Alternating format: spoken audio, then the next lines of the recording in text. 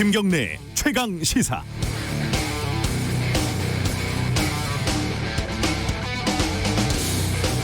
어제 제가 장례식에 갔었습니다. 요즘은 장례식도 웬만하면 잘 안 가는 분위기죠. 제 가족 장례식이어가지고 갈 수밖에 없는 상황이었는데 가보니까 진짜 사람이 없더라고요. 화는 가득한데 말이죠.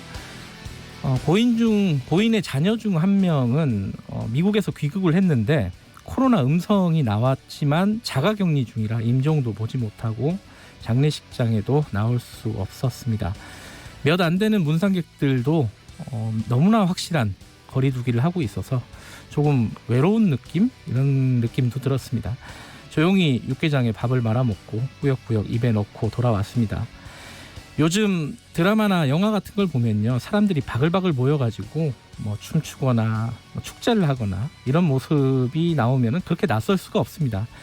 아무 일도 아닌 것처럼 악수하고 포옹하고 외국 영화에서 막 볼키스하고 이런 걸 보면 깜짝깜짝 놀랍니다. 와, 저래도 되나?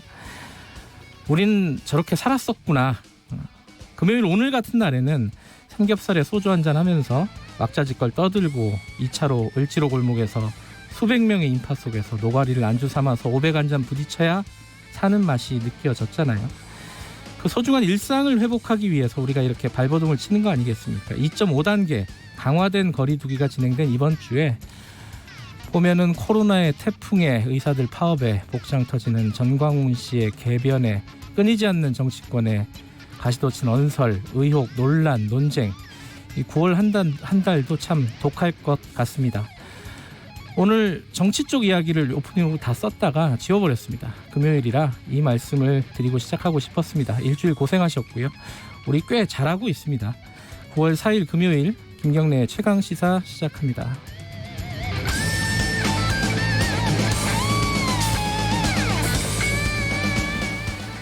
김경래의 최강시사는 유튜브 라이브 열려 있습니다. 실시간 방송 보실 수 있고요. 샵 9730으로 문자 주시면 저희들이 반영하겠습니다. 짧은 문자 50원, 긴 문자 100원입니다.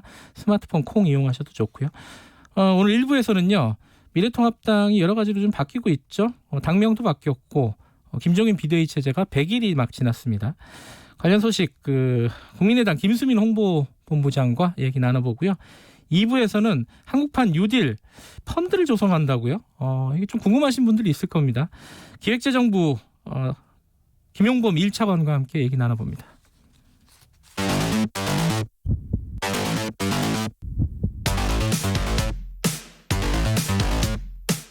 오늘 아침 가장 뜨거운 뉴스 언박싱. 네. 오늘 아침 가장 뜨거운 뉴스 언박싱 고발뉴스. 지금 고발뉴스 아니구나. 죄송합니다. 민동기 기자 나와 있습니다. 안녕하세요. 안녕하십니까. 민동기 기자도 일주일 동안 고생하셨습니다. 고생하셨습니다. 네. 마지막으로 한번 달려볼까요? 어제 전교조 관련된 대법원 판결, 굉장히 중요한 판결이었어요. 간단하게 좀 소개해 주세요. 정부가 전교조에 법의 노조 통보를 한 것은 위법하다, 이렇게 대법원이 판결을 했습니다. 전교조가 법의 노조 통보를 받은 지 약 6년 10개월 만에 나온 대법원 결론인데요. 네. 박근혜 정부 때인 2013년 10월 24일 당시 노동부가 해직 교원이 조합원에 포함되어 있다는 이유로 전교조에 법의 노조 통보를 했습니다. 전체 조합원 약 6만 명 가운데 해직 교원은 9명이었거든요. 네. 노동자가 아닌 사람의 가입을 허용하는 경우에 노조로 보지 않는다는 교원노조법 조항하고요. 이를 시정하지 않으면 노조로 보지 않는다, 이 시행령에 따른 것인데 전교조가 이 처분에 반발하면서 취소 소송을 냈지만 1, 2심은 전교조 패소 판결을 내렸습니다.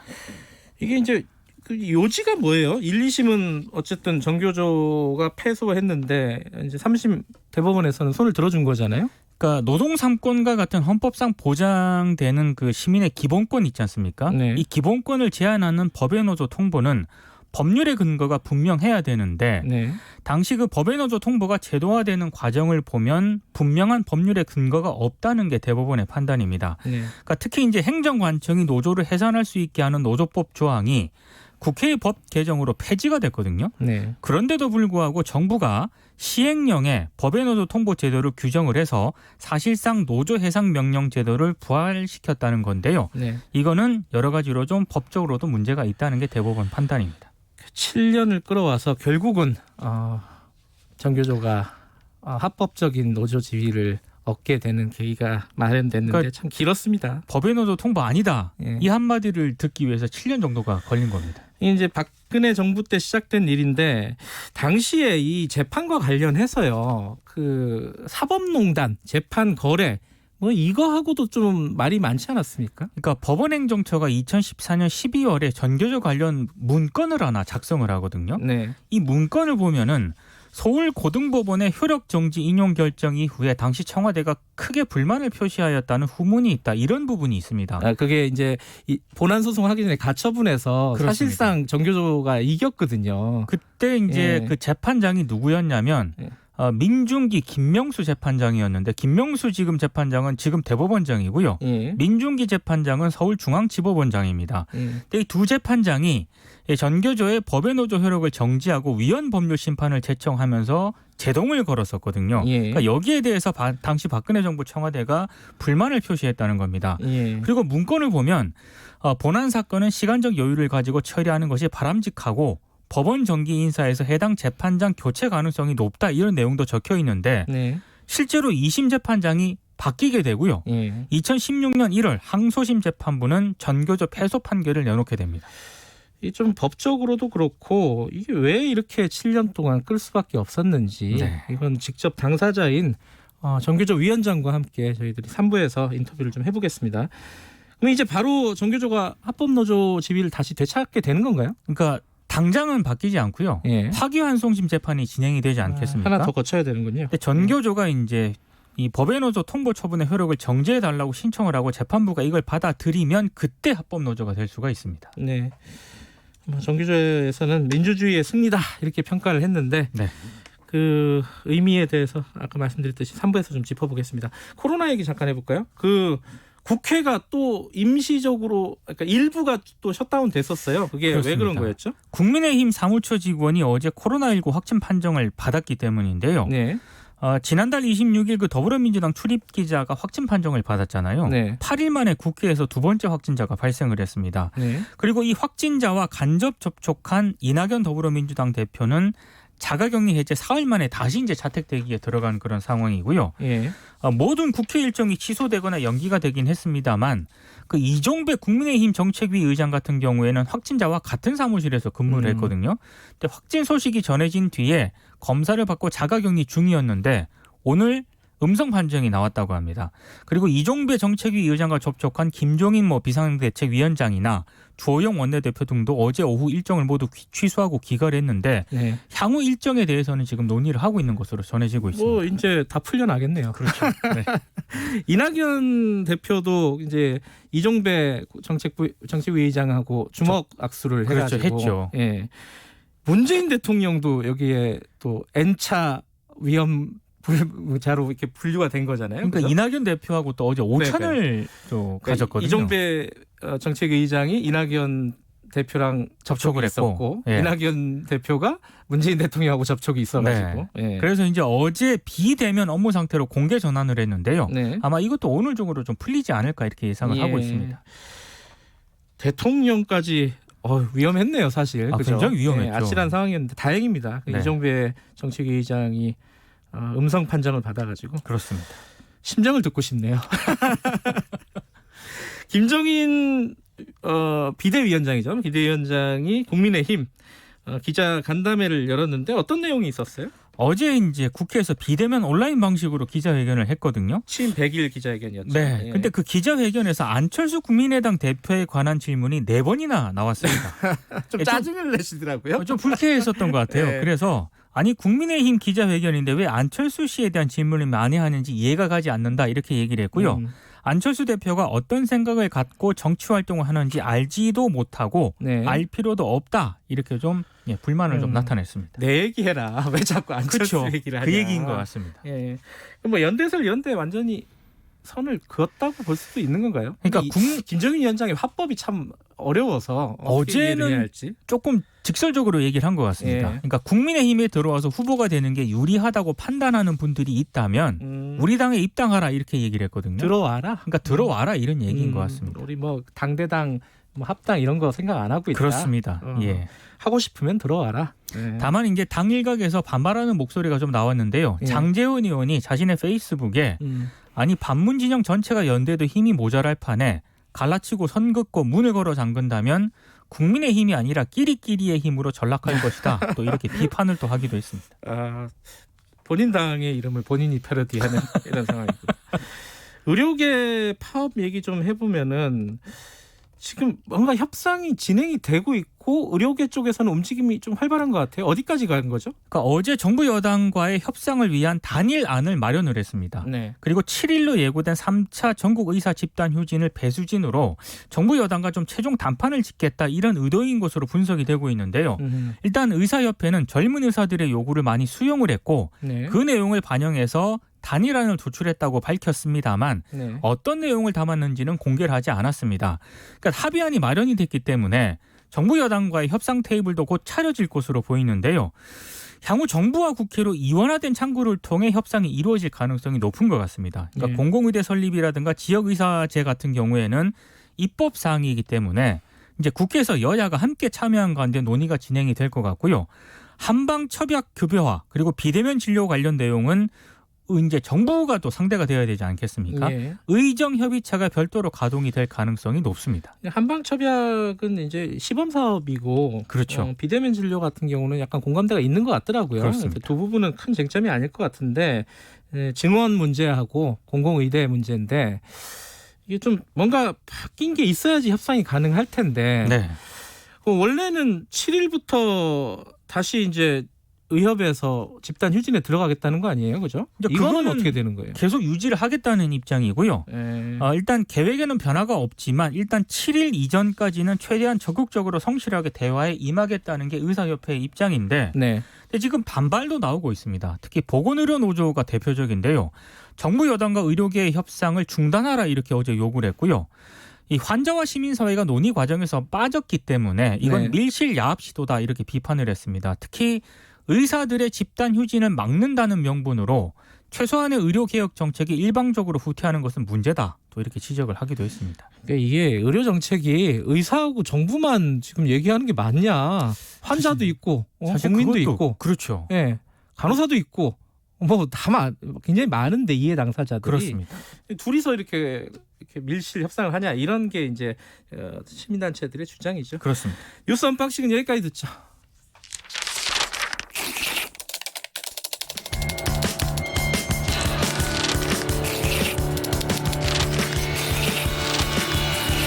민동기의 저널리즘 M. 예, 저널리즘에 오늘은 어떤 기사를 가지고 좀 얘기해 볼까요? 조선일보 8월 28일자 신면에 실린 기사인데요. 이게 지금까지 파문이 계속되고 있습니다.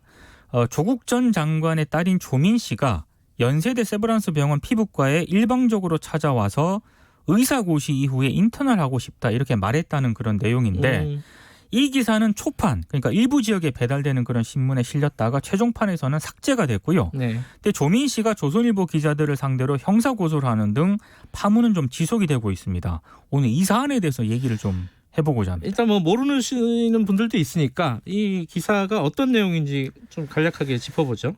되게 간단합니다. 그러니까 제목이 조민, 세브란스 병원 피부과 일방적으로 찾아가 조국 딸이다. 의사고시 후 여기서 인턴하고 싶다. 이런 제목의 그 기사고요. 실제로 이랬으면 제정신이 아닌 거죠. 그러니까 제목을 봐도 좀 약간 이해가 안 가는 그런 대목이 있고요. 기사의 대략적인 내용은 조국 전 장관 딸 조민 씨가 의사 국가고시 실기시험을 앞둔 8월 26일 서울 신촌 세브란스 병원 피부과를 찾아가서 담당 교수를 만났다는 거고요. 네. 이 면담은 사전 조율 없이 조민 씨가 일방적인 방문으로 진행이 됐다. 이런 내용입니다. 더 제정신이 아닌 거죠. 그렇습니다. 그리고 조선일보가 이 해당 기사를 복수의 연세대학교 의료원 고위 관계자가 말했다라고 밝혔는데 당사자 취재가 없었다는 점을 두고 논란이 계속 지속이 되고 있습니다. 기자가 제정신이 아니었던 거예요. 바로 바로 사과했어요. 조선일보가. 다음 날짜 8월 29일자에 정정과 사과문을 실었습니다. 네. 제 기억에 이렇게 조선일보가 지면에 빨리 사과한 적은 별로 못 본 것 같거든요. 그러니까 조선일보가 이 사과문에서 뭐라고 얘기를 했냐면 이건 부정확한 기사였고 네. 피해를 입은 조민 씨와 연세대 의료원 관계자들께 깊이 사과드린다라고 밝혔습니다. 그러면서 보도 경위와 과정에 대해서도 언급을 했는데요. 네. 일단 왠가가 중요한 거죠. 그렇습니다. 직접 당사자인 조민 씨나 조민 씨가 만났다는 교수에게 사실 확인을 거치지 않고 작성이 됐다. 네. 그리고 첫 지방판 인쇄 직후에 이 기사를 재검증하는 과정에서 2차 취재원의 증언만으로 해당 내용을 보도하는 것은 문제가 있다고 판단을 해서 네. 다음 인쇄판부터 해당 기사를 삭제했다. 이렇게 밝혔거든요. 네. 근데 저는 이걸 읽고 더 이해가 안 가는 그런 대목이 있습니다. 어떤 부분이죠? 이게 사과문에서 밝힌 그 내용대로라면 네. 아예 기사가 나가지 말았어야 하는 게 정상이거든요. 그러니까 본인들이 1차 취재원이 아니라 2차 취재원 간접적인 증언만 받았다라고 스스로 원래 알고 있었다는 거잖아요. 그렇습니다. 그리고 실제로 이 조선일보 초판 기사가 나간 이후에 그 연세대 의과대 의학과 피부과학 교실의 한 교수가요. 자신의 SNS에 이런 글을 올립니다. 우리 교수들 모두에게 확인을 해봤는데 아무도 조민 씨를 만난 사람이 없다. 그러면 조민 당사자에게 확인을 해봐야 하는 것 아닌가 이렇게 의혹을 제기하기도 했는데요. 네. 이게 취재 ABC가 지켜지지 않았는데도 이게 지면에 실렸다는 게 제 상식으로는 잘 이해가 안 갑니다. 도대체 누구를 확인해서 기사를 쓴 걸까요? 그러니까 연세대 의료원 고위 관계자들의 전원 얘기한 거를 전원 형식으로 이제 기사를 실은 건데 알려졌다, 뭐 이런 거군요. 그러면 네. 기사가 그렇게 나가면 안 되는 거죠. 조선일보 내부에서 여기 좀 이거는 문제가 될 것 같은데요. 근데 이상하게도 별다른 움직임은 없는 것 같습니다. 네. 일단 데스크들 책임이 더 큰 것으로 보이는데 네. 일단 이런 부실한 기사를 데스크가 오케이를 한 것 자체가 저는 큰 문제라고 보고요. 네. 배달 최종판에서 삭제를 했다고는 하지만 어떤 과정을 거쳐서 기사가 작성됐는지에 대해서는 조선일보가 언급이 전혀 없습니다. 그러니까 기자의 보고와 취재라는 통상적인 과정을 통해서 기사가 작성이 됐는지 네. 아니면 이게 데스크 지시로 작성이 됐는지에 대해서도 아무런 설명이 없다고 하는데요. 미디어오늘이 조선일보를 취재를 했거든요. 네. 근데 조선일보 데스크가 오보를 낸 기자를 크게 질책했다고 지금 하던데 이거는 좀 유체이탈 화법이 아닌가 싶습니다. 본인 책임인데 사실은. 데스크가 이거를 네. 내보낸 게 더 문제가 아닌가 싶거든요. 이제 기자들이 취재를 하다 보면은 정보 보고라는 걸 하잖아요. 그렇죠. 그러니까 기사화하기는 아직 좀 익지 않았고 확인이 안 됐지만 이런저런 정보들이 떠돌아다닌다. 네. 요 수준이었던 것 같아요. 그렇습니다. 그렇죠? 예. 그거를 이제 기사화해서 문제가 되는 건데 조국 전 장관 측, 조민 씨 측에서는 조선일보 기자들을 상대로 소송을 냈어요. 그러니까 기자 2명하고 사회부장 편집국장을 상대로 4억 원의 손해배상 청구 소송을 제기를 했는데요. 예. 통상 언론사 상대로 손해배상 청구에 나서면 조선일보 법인도 함께 고소를 하는데 조민 씨 측은 일단 조선일보 법인이 아니라 개인을 상대로만 소송을 제기를 했고요. 네. 그리고 조선일보 기자 2명하고 역시 사회부장 편집국장을 지난 8월 31일에 명예훼손으로 형사 고소까지 한 그런 상태입니다. 알겠습니다. 이 참 언론계 또 하나의 흑역사를 기록을 했네요. 제가 봤을 때 올해 최악의 보도 가운데 하나가 되지 않을까 싶습니다. 여기까지 듣죠. 고맙습니다. 고맙습니다. 저널리즘 M 죄송합니다. 민동기 기자였습니다. 김경래 최강 시사 듣고 계신 지금 시각은 7시 38분입니다. 출근길 날씨 정보입니다. 청명한 하늘이 펼쳐져 있고 20도 안팎의 기온을 보이면서 선선해 가을이 느껴지는 아침입니다. 하지만 낮에는 덥겠습니다. 서울이 27도, 대전, 광주 29도, 대구 31도까지 오를 전망입니다. 지금 전남 지역에는 안개가 짙게 껴 있습니다. 가시거리가 200m 안팎으로 무척 짧은 곳이 많은데 기온이 오르면서 차츰 사라지겠습니다. 강원 산지와 동해안 지역은 오늘까지 바람이 강하게 불겠고요. 동해안 지역에는 아직 폭풍해일주의보가 발효 중이어서 주의하셔야겠습니다. 현재 서울의 기온은 20.9도입니다. 날씨 정보 송소진입니다. 이어서 이 시각 교통 상황을 KBS 교통정보센터 공인혜 씨가 전해드립니다. 네, 이 시각 교통정보입니다. 한강 잠수교 수위가 5.5m를 넘어서면서 보행자 통행 다시 전면 통제되고 있습니다. 태풍 마이삭의 영향으로 팔당댐의 방류량이 다시 늘었기 때문이고요. 잠수교 차량 통행은 아직까진 가능합니다. 동부간선도로 의정부 방향 월계 1교부터 노원교 쪽으로 밀리는 가운데 월계 1교를 지난 2차로에서 추돌 사고 처리 중이고요. 수도권 제1순환고속도로 일산에서 판교 쪽, 김포 요금소 하이패스 1, 2, 3차로 막고서는 시설물 설치 작업 중이라 1km 정체입니다. 또 중동 부근 3차로에서 추돌 사고 발생해 개양부터 이동 더 어려워졌습니다. 끝으로 중앙고속도로 춘천 방향 칠곡 부근 3km 정체도 사고의 영향입니다. KBS 교통정보센터였습니다. 최강 시사.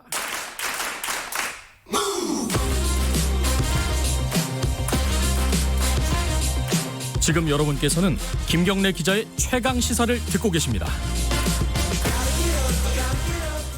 네, 김경래 최강 시사 듣고 계십니다. 국민의힘 김종인 비대위 체제가 출범한 지가 100일이 어제가 100일이었다고 합니다. 그리고 당 간판을 바꿨죠. 국민의힘으로 미래통합당에서 뭐 여러 가지 내부적으로는 갈등이 있었겠죠.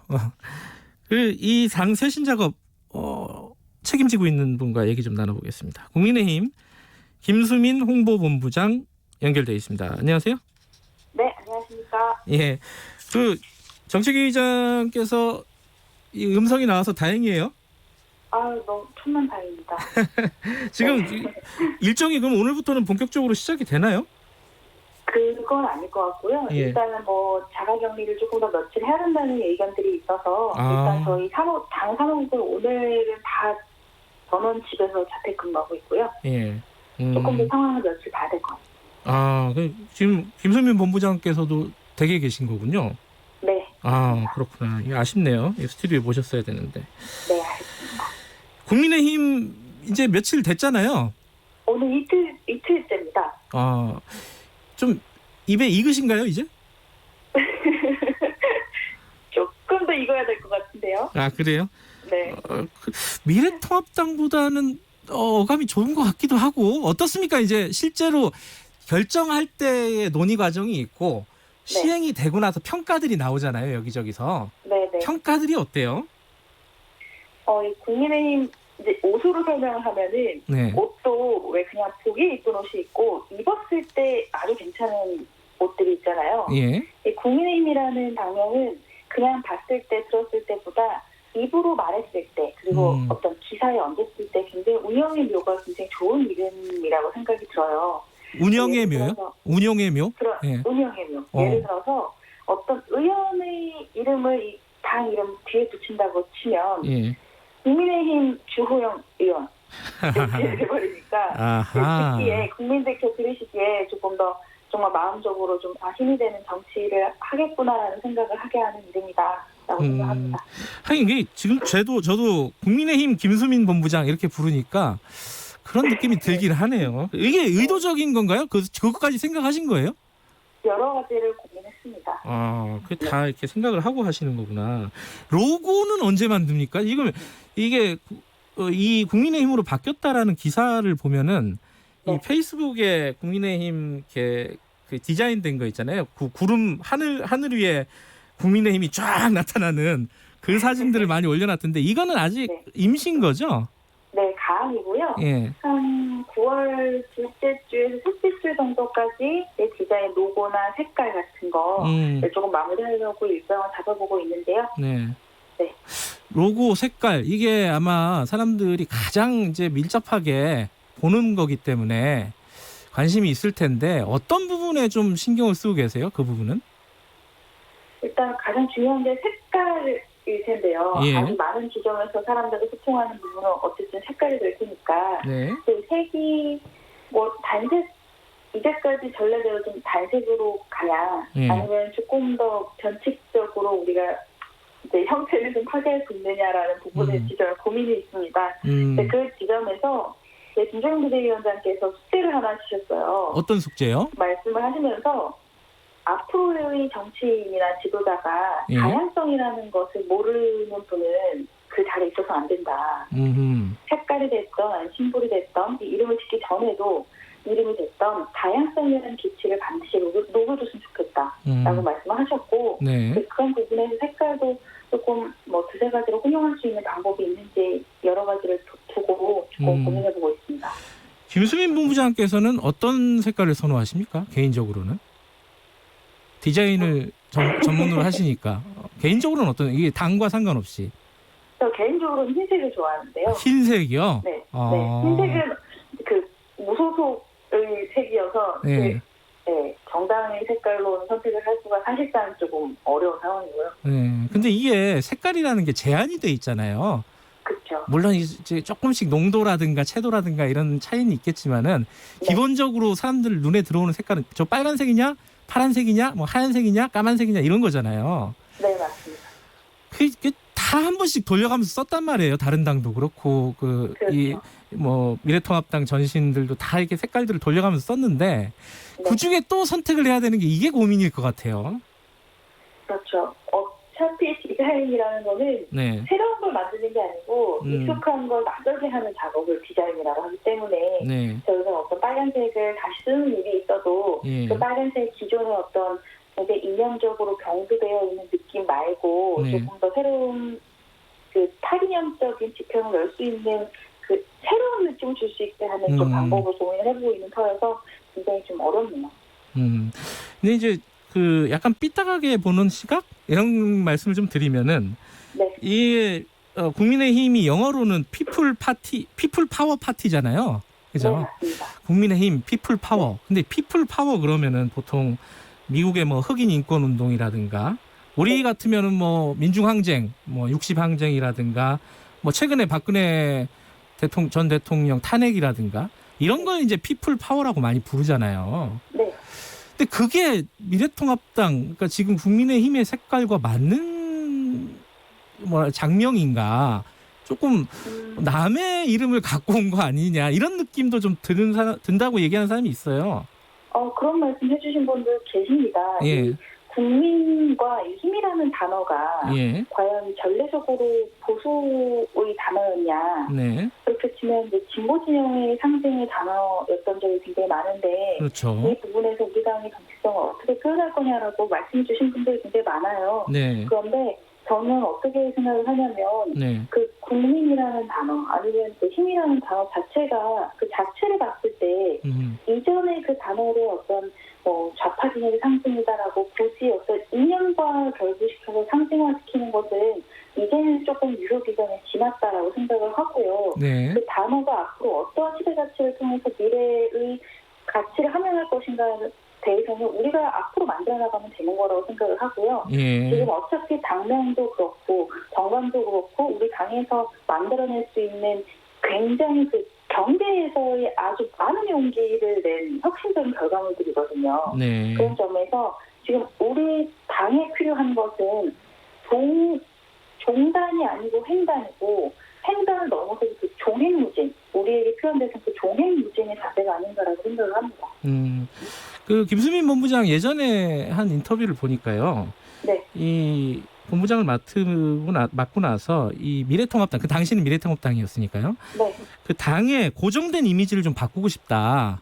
네. 이런 말씀을 하셨어요. 네. 그 고정된 이미지가 뭐였습니까? 아마 제가 이 자리에서 말씀드리지 않아도 네. 흔히 뭐 미래통합당 아니면 자유한국당 이전에 우리 당의 이미지가 뭔 것 같아요라고 사람들한테 물어보면 굉장히 많이 동일된 단어를 말씀하실 것 같은데 네. 그 단어들이 이제 제가 이제 당면대장을 하기 전에 네. 많은 분들한테 우리 당의 고정된 이미지와 단어들이 뭐냐에 대한 조사 여론조사를 돌렸거든요. 네. 근데 그것들이 굉장히 어떤 수부적이다 아니면 보수적이다. 이게 보수라는 것이 이념을 뜻하는 것이 아니라 어떠한 시대 정세에 쫓아가지 못한다는 부정적인 단어로 정의되는 네. 그런 부분에 대해서 벗어나지 못하고 있는 부분들이 있어서 네. 이번에 이름을 바꾸고 또 정당을 바꾸면서 말씀드린 것처럼 어떤 종횡무진이라는 자세 우리가 우리 정체성을 우리 내에서 정하는 게 아니라 국민들이 정해주신 그 정체성을 한번 가져가보자라는 부분에서 결과물이 나온 것 같습니다. 저희 본부장님 이게 지금 이 목소리가 잘 안 들려요. 그래서 청취자분들을 위해서 잠깐만 끊어주세요. 저희들이 다시 걸게요. 예, 죄송합니다. 이 연결 상태가 전화가 이게 참 속칭 말하면 복불복이에요. 어떻게 휴대전화로 걸었을 때 더 깨끗할 때가 있고 유선 전화로 걸어도 또 안 깨끗할 때가 있고. 자, 연결됐다고 합니다. 본부장님 나와 계시죠? 네. 아유, 진작에 바꿀 걸. 더 목소리가 잘 들립니다. 자, 네. 그리고 또 한 가지 이제 본부장께서 굉장히 뭐랄까 화제가 된 게 최근에 백드롭이에요. 뒤에 회의할 때 뒤에다 거는 거 있잖아요.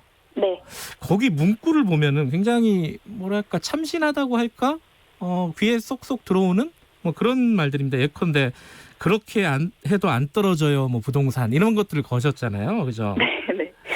이게 당내에서 반응은 어떻습니까? 이거 약간 좀 가볍다 이런 생각을 가지시는 분들도 있을 것 같은데. 가볍다라는 말을 저한테 전달해 주신 분이 없으셨어요. 아, 그래요? 뭐라고 네. 하십니까 다들? 이렇게 해야지. 아, 칭찬을 주로 하셨어요? 네, 이제 그 여러 지점에서 사실 이제 많은 반응이 있었고 감사하게도 네. 또 이런 그런 부분에서 칭찬을 해주셨던 의원님들이나 아니면 당 외의 분들의 의견을 조금 이제 모아보면 네. 어쨌든 커뮤니케이션이라는 거는 기본이 발신하는 게 아니라 도달하는 지점에서 의미를 갖는 거잖아요. 네. 근데 우리 당이 이제까지 굉장히 좀 안타까웠던 부분은 의원님들께서 하시고자 하는 의욕과 뭐 이런 굉장히 생각들이 많으시고 그것을 열심히 발신은 하셨지만 네. 그것이 과연 국민들의 마음속에 와닿았느냐라는 부분에 대해서 저희가 성과 관리를 못하고 있더라고요. 이것도 근데 조금 삐딱한 시각을 말씀드리면은 네. 이게 이제 보통 정부 여당의 말실수라든가 실책이라든가 뭐 이런 부분을 지적하는 내용들이 많잖아요. 네. 부동산이라든가 뭐 수도 이전이라든가 이런 부분들. 근데 이게 좀 정책 대안을 제시하는 게 아니라 조금 심하게 얘기하면 좀 저주하는 느낌이 있잖아요. 뭐 어떻게 해봐라 안 될 거다 이런 느낌 있잖아요. 이건 좀 이렇게 공당으로서 약간 책임감이 결여된 느낌? 이걸 이렇게 비춰지지는 않을까 이런 우려는 안 하십니까? 방금 말씀하신 저희가 예. 어떤 여당이나 정부를 향해서 질문을 던진 형식은 7월 달에 국민의 질문이라는 시리즈로 나갔던 거고요. 7월에요? 그러니까 저희의 질문이 아니고 국민들의 댓글을 저희가 보고 그 댓글을 백도로 달았던 것입니다. 예. 그리고 8월 달에는 방금 말씀하신 것처럼 그럼 우리의 대안은 뭐냐, 국민의힘의 대안은 뭐냐라고 했을 때 지금 그때 한참 이제 수혜가 굉장히 피해가 커서 국민의 피해를 최소화하는 것이다라는 백드롭으로 갈면서 8월 달에는 국민의힘, 그러니까 저희 당이 앞으로 해야 될 일에 대해서의 문구를 넣는 백드롭을 진행을 했었습니다. 마지막으로 시간이 별로 없는데 자 이미지를 바꾸는 건 다 좋은데 내용과 콘텐츠 뭐 이런 게 바뀌어야 되잖아요. 맞습니다. 바뀌고 있다고 평가하십니까? 조금씩 많이 나아가야 될 부분이 많은데요. 예. 조금씩 뭐 의원들과 어떤 우리 지지자들, 당을 사랑해주신 지지자들의 어떤 마음이 조금씩 바뀌고 있다고 느껴지고 앞으로 가야 될 점이 많다고 생각합니다. 예. 그 국민의당은 고려 안 하신 거예요? 이름 지으실 때?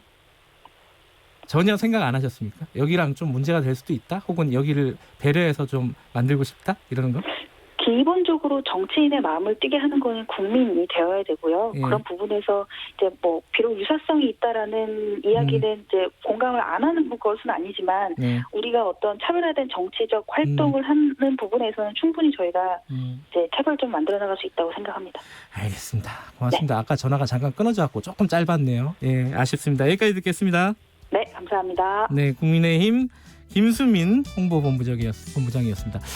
의협하고 민주당이 최종 합의 타결됐다는 내용이 들어왔는데 이거는 좀 자세한 내용 들어오면 자세히 말씀드릴게요. 1부 여기까지 하고요. 잠시 후 2부에서 한국판 뉴딜 펀드 자세히 알아봅니다. 안녕하세요. 뇌전증 지원센터 센터장 홍승봉입니다. 뇌전증 도움전화 1670-5775는 뇌전증 환자들에게 의료 정보를 제공하고 질병관리, 사회복지, 인권 옹호에 대하여 상담하고 지원하며 뇌전증에 대한 인식 개선 활동을 합니다. 뇌전증 치료, 학교나 사회의 적응 문제, 복지에 대하여 전화, 이메일, 방문 상담이 가능합니다. 뇌전증 도움 전화 1670-5775는 평일 오전 9시부터 오후 5시까지 상담 전화를 받습니다. 이 캠페인은 보건복지부 지정 뇌전증 지원센터와 함께합니다. 아들, 아빠랑 분리배출하러 갈까? 아빠, 고장난 선풍기는 어떻게 버려요? 여러분, 버려지는 가전제품도 소중한 자원이 된다는 거 아시나요? 환경부는 폐가전제품 재활용을 통한 자원순환에 앞장서고 있는데요. 가정에서 올바른 분리배출 방법은 무엇일까요? 새 가전제품 구입 시 판매자에게 수거 요청하기, 폐기물 스티커를 부착하거나 무상방문 수거 서비스 이용하기. 어때요? 참 쉽죠? 저탄소 사회경제로의 전환 그린 뉴딜. 환경부와 한국환경공단이 함께합니다. 말 같은 말.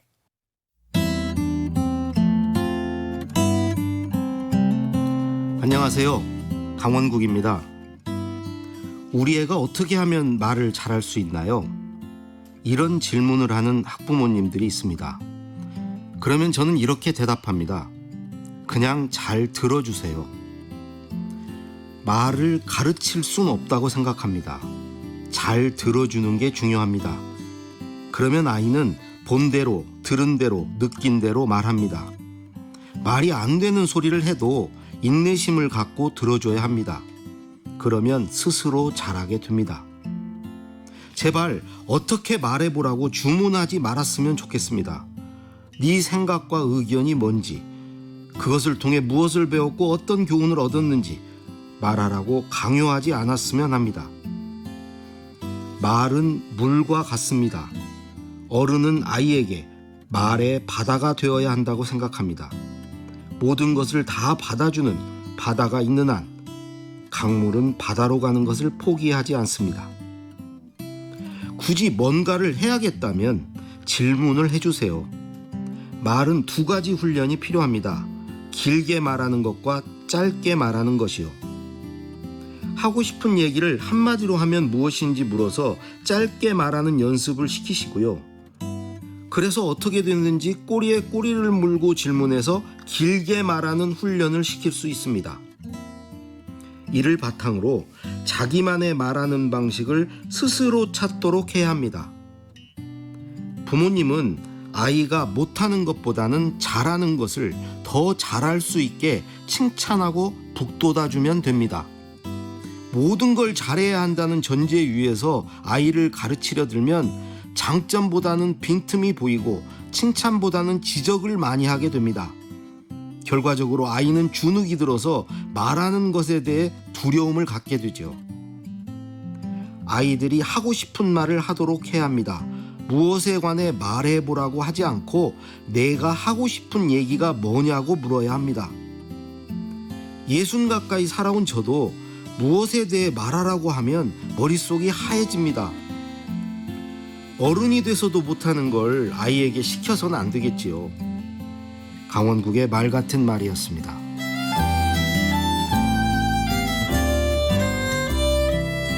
가르치고 싶은 조급함을 내려놓아 볼까요? 부모는 완벽하지 않고 아이의 가능성은 무한합니다.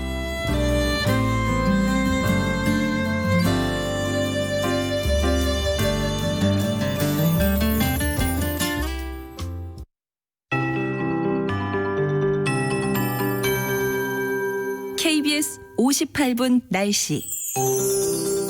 맑은 하늘과 눈부신 햇살이 반가운 아침입니다. 공기가 깨끗해서 가시거리도 길게 트여 먼 곳의 풍경이 선명하게 잘 보이는 곳이 많은데요. 다만 전남 지역은 안개가 짙게 껴 있습니다. 순천과 장흥, 강진 등은 가시거리가 아직 200m 안팎이어서 교통안전에 주의를 하셔야겠고요. 이 안개는 기온이 오르면서 차츰 사라지겠습니다.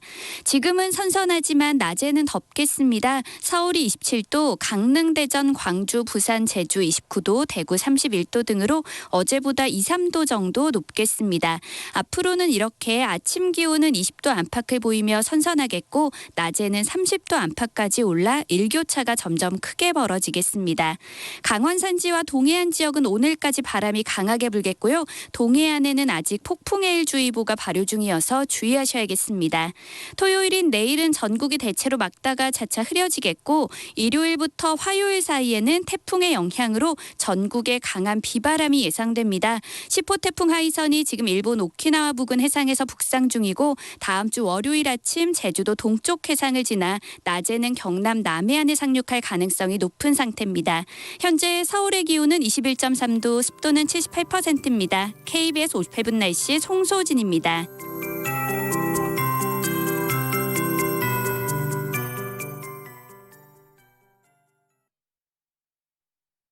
정성을 다하는 국민의 방송 KBS가 8시를 알려드립니다. AM 711kHz, FM 97.3MHz, KBS 1라디오입니다. HLKA.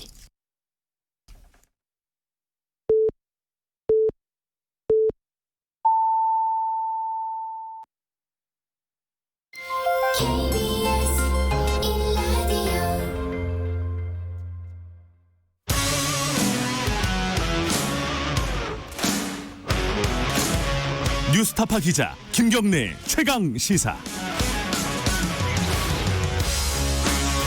네, 김경래 최강 시사 2부 시작하겠습니다.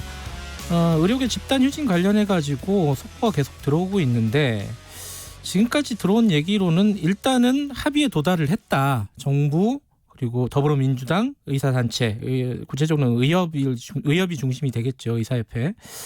그래서 지금 밤샘 협상 끝에 공공의료 정책 관련해 가지고 합의를 했고, 이게 합의문이 공공의대 의대 정원 확대 이 정책을 잠정 중단하고 원점에서 재검토한다.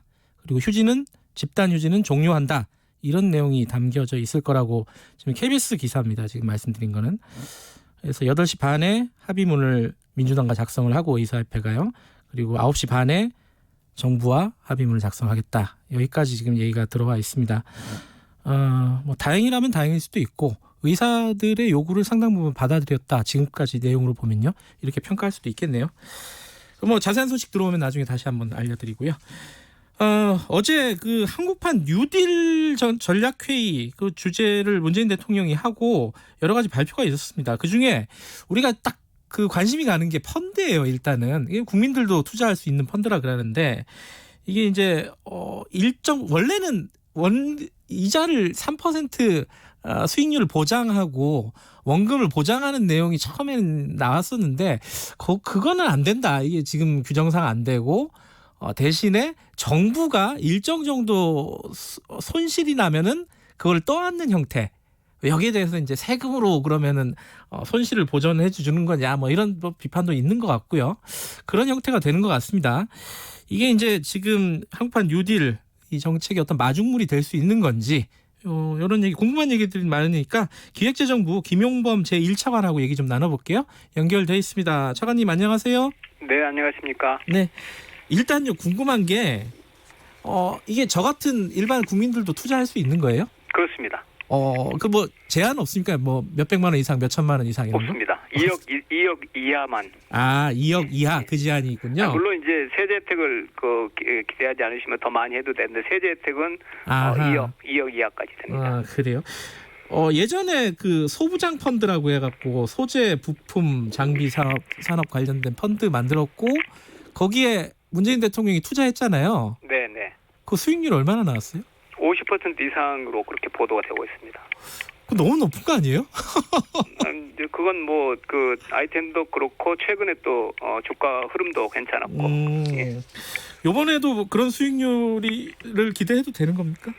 그 전반적으로 그건 이제 이번 펀드는 조금 더 장기입니다. 네. 예.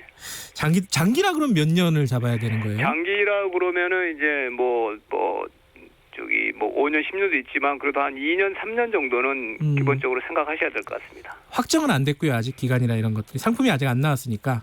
아니 그 기간 같은 경우에는 네. 뭐 이렇게 기간 제한하거나 그러지는 않고요. 네. 예. 그런데 아무래도 이제 그 인프라나 이런 쪽 투자니까 네. 조금 일정 기간 동안은 생각을 하셔야죠. 투자 기간을. 이게 조금 내용이 복잡해가지고 간단하게나마 설명을 좀 드려야 될 것 같아요. 일단 펀드가 어제 발표 내용으로 보면 3가지예요. 예, 유형이 3가지입니다. 국민 참여형 뉴딜 펀드, 뉴딜 인프라 펀드, 민간 뉴딜 펀드. 이게 뭐가 다른 건지 좀 알기 쉽게 좀 설명을 해주세요. 예, 펀드는 굉장히 다양한 펀드가 조성이 될 거고요. 예. 가장 뭐 쉬운 거는 그냥 민간에서 자발적으로 만드는 펀드가 있을 거고요. 예. 그거는 그냥 민간 자산운용사가 모집을 해서 하는 건데 그거는 이제 정부가 그럼 왜 그런 펀드는 정부가 뭘 하느냐? 근데 그쪽에는 정부가 제도 개선을 한다거나 뚜렷하게 그렇게 그 현장 애로를 해소해서 그쪽 투자들이 활성화될 수 있도록 하는 게 이제 최소한의 정부 역할이고요. 예. 많은 사람들이 이제 익숙한 게 인프라 펀드입니다. 아, 뉴딜 인프라 펀드. 예, 뉴딜 인프라 펀드는 뉴딜 이런 뭐 디지털 철도 뭐 최신형 그러니까 이제 디지털형 철도나 이런 인프라에 많이 투자하는 거고요. 네. 그런데 이제 인프라 펀드는 보통 이제 기관 투자자들이 많이 투자하거든요. 장기고 그러니까 민간 개인들이 그렇게까지 오래 잘 기다리지 모르시니까. 네. 그런데 이번에 하는 거는 그런 투자 중에서도 뉴딜 사업이라는 디지털이나 그린 그런 적격 프로젝트나 기업에 50% 이상 투자하는 경우에는 공모 인프라 펀드에 2억까지 9% 분리과세 그 혜택을 드리는 겁니다. 그러니까 종합 금융소득 종합과세 포함 안 시키겠다 이거죠? 네, 금융소득 종합과세에 포함 안 되는 거고요. 예. 금융소득 종합과세에 해당되신 분들은 세제 혜택이 훨씬 더 클 것이고 거기에 해당되지 않은 개인들도 네. 9%니까 요즘 뭐 다른 그 14%에 비해서는 훨씬 더 세대 혜택이 있는 거고요. 네. 뉴딜 인프라 펀드 중에서 이제 아까 제가 말한 대로 공모, 예. 개인 2억하고 9% 드는 거는 공모 펀드에 드는 겁니다. 그래서 개인들이 가급적 그 성과를 장기 안정적인 성과 나는 사업의 그 펀드를 많은 국민들이 공유할 수 있도록 개인 투자자 참여를 많이 하는 그런 펀드를 장려하기 위해서 뉴딜 인프라 펀드에 저희가 세대 혜택을 주는 거고, 네. 그다음에 이제 정책형 펀드가 있습니다. 정책형 펀드라는 것은 재정에서 이렇게 이제 펀드를 결성을 할 때 펀드는 이제 뭐 펀드는 기관 투자자나 재정에는 누가 굵직한 돈을 가진 분들이 참여를 해야 펀드가 결성이 되잖아요. 네. 그때 결성을 할 때 뉴딜 사업 쪽을 목표로 하는 펀드가 아이디어가 있으면 한국성장금융이라는 데가 있습니다. 네. 그 재정의 출자를 기반으로 해서 재정이나 산업은행의 출자를 기반으로 해서 성장금융이 먼저 한 35%까지 그냥 큰 목으로 한번 그 자펀드라고 그러죠. 네. 펀드 결성할 때 이제 이렇게 제일 먼저 참여를 해줍니다. 그러면은 나머지 한 65%만 민간 기관 투자들이 모이면 되니까 펀드가 조성이 잘 되겠죠. 그러니까 그런 이제 역할을 정책 펀드가 5년간 20조까지 해주겠다는 거고요. 네. 그러니까 그런 펀드를 이제 재정에서 그렇게 큰 목으로 35%까지 먼저 첫 발을 내딛어주면 민간의 자금들이 많이 이제 모여가지고 펀드가 굉장히 많은 펀드가 이제 조성이 될 거고 거기다가 하나 더 있는 게 이 재정에서 정책형 참여하는 펀드에 대해서는 10%까지는 그 펀드가 이제 자펀드들이 막 투자를 하잖아요. 그 10%까지 손실을 후순위로 재정에서 먼저 떠안게 됩니다. 그러니까 그 수십 개 수백 개 펀드가 쉽게 조성도 될 거고 그 조성된 펀드들이 구체적으로 투자를 해서 손실이 날 수도 있잖아요.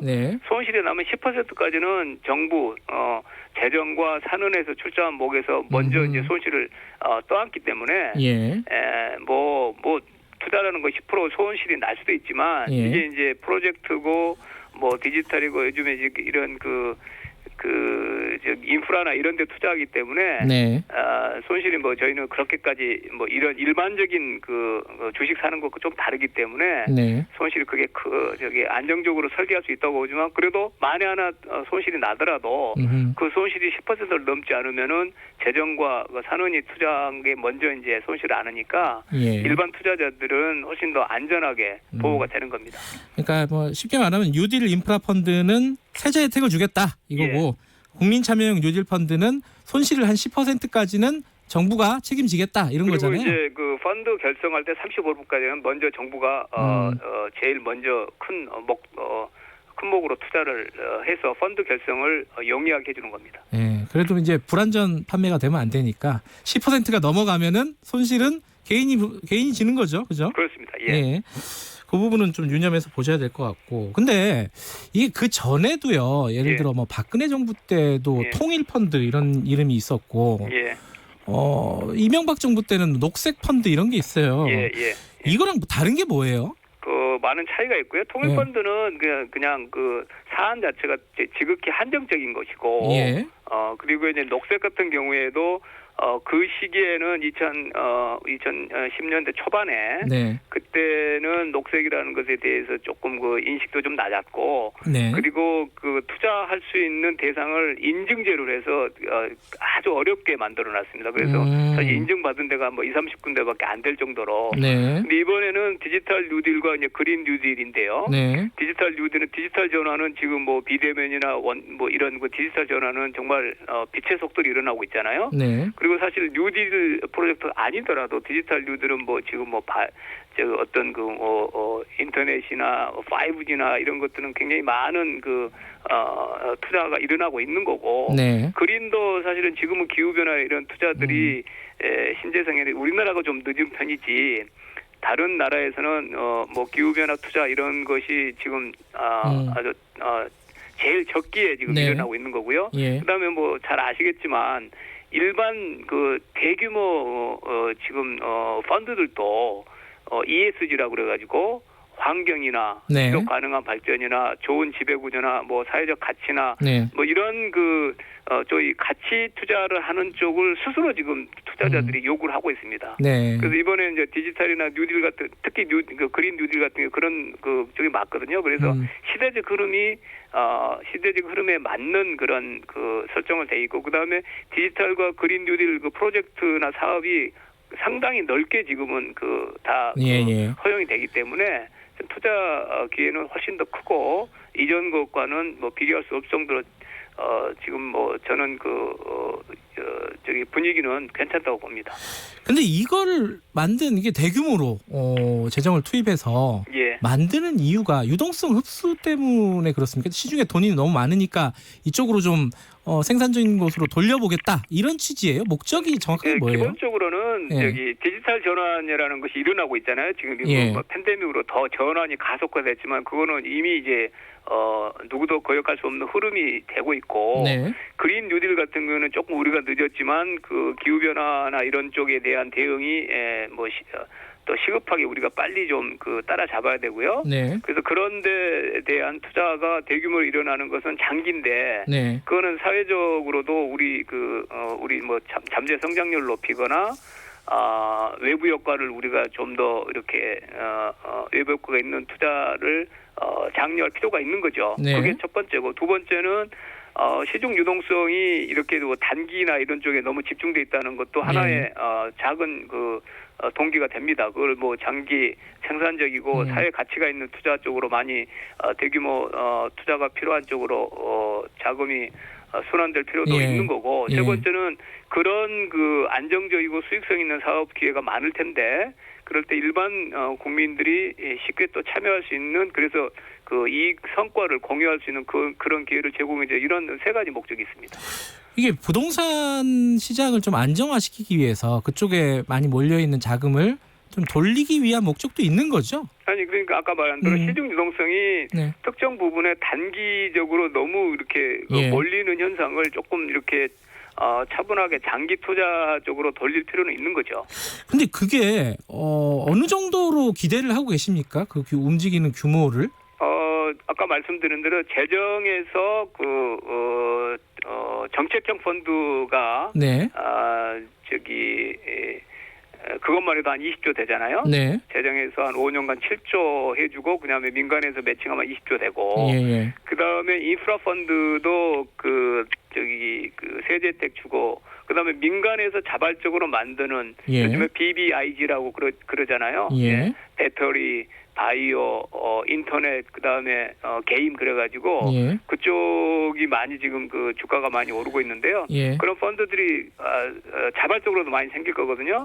그래서 어제 회의를 한데 참여했던 뭐 지주사 같은 경우에도 이제 지주사별로, 금융지주사별로 투자나 융자, 뭐 대출 이런 계획들을 내고 있는데 아주 규모가 큽니다.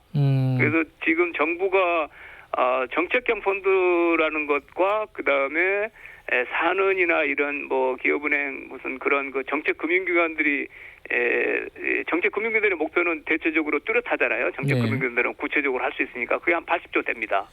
그리고 이제 민간에서 지금까지 발표된 게 한 70조 되거든요. 그러니까 그것만 해도 굉장히 큰 규모죠.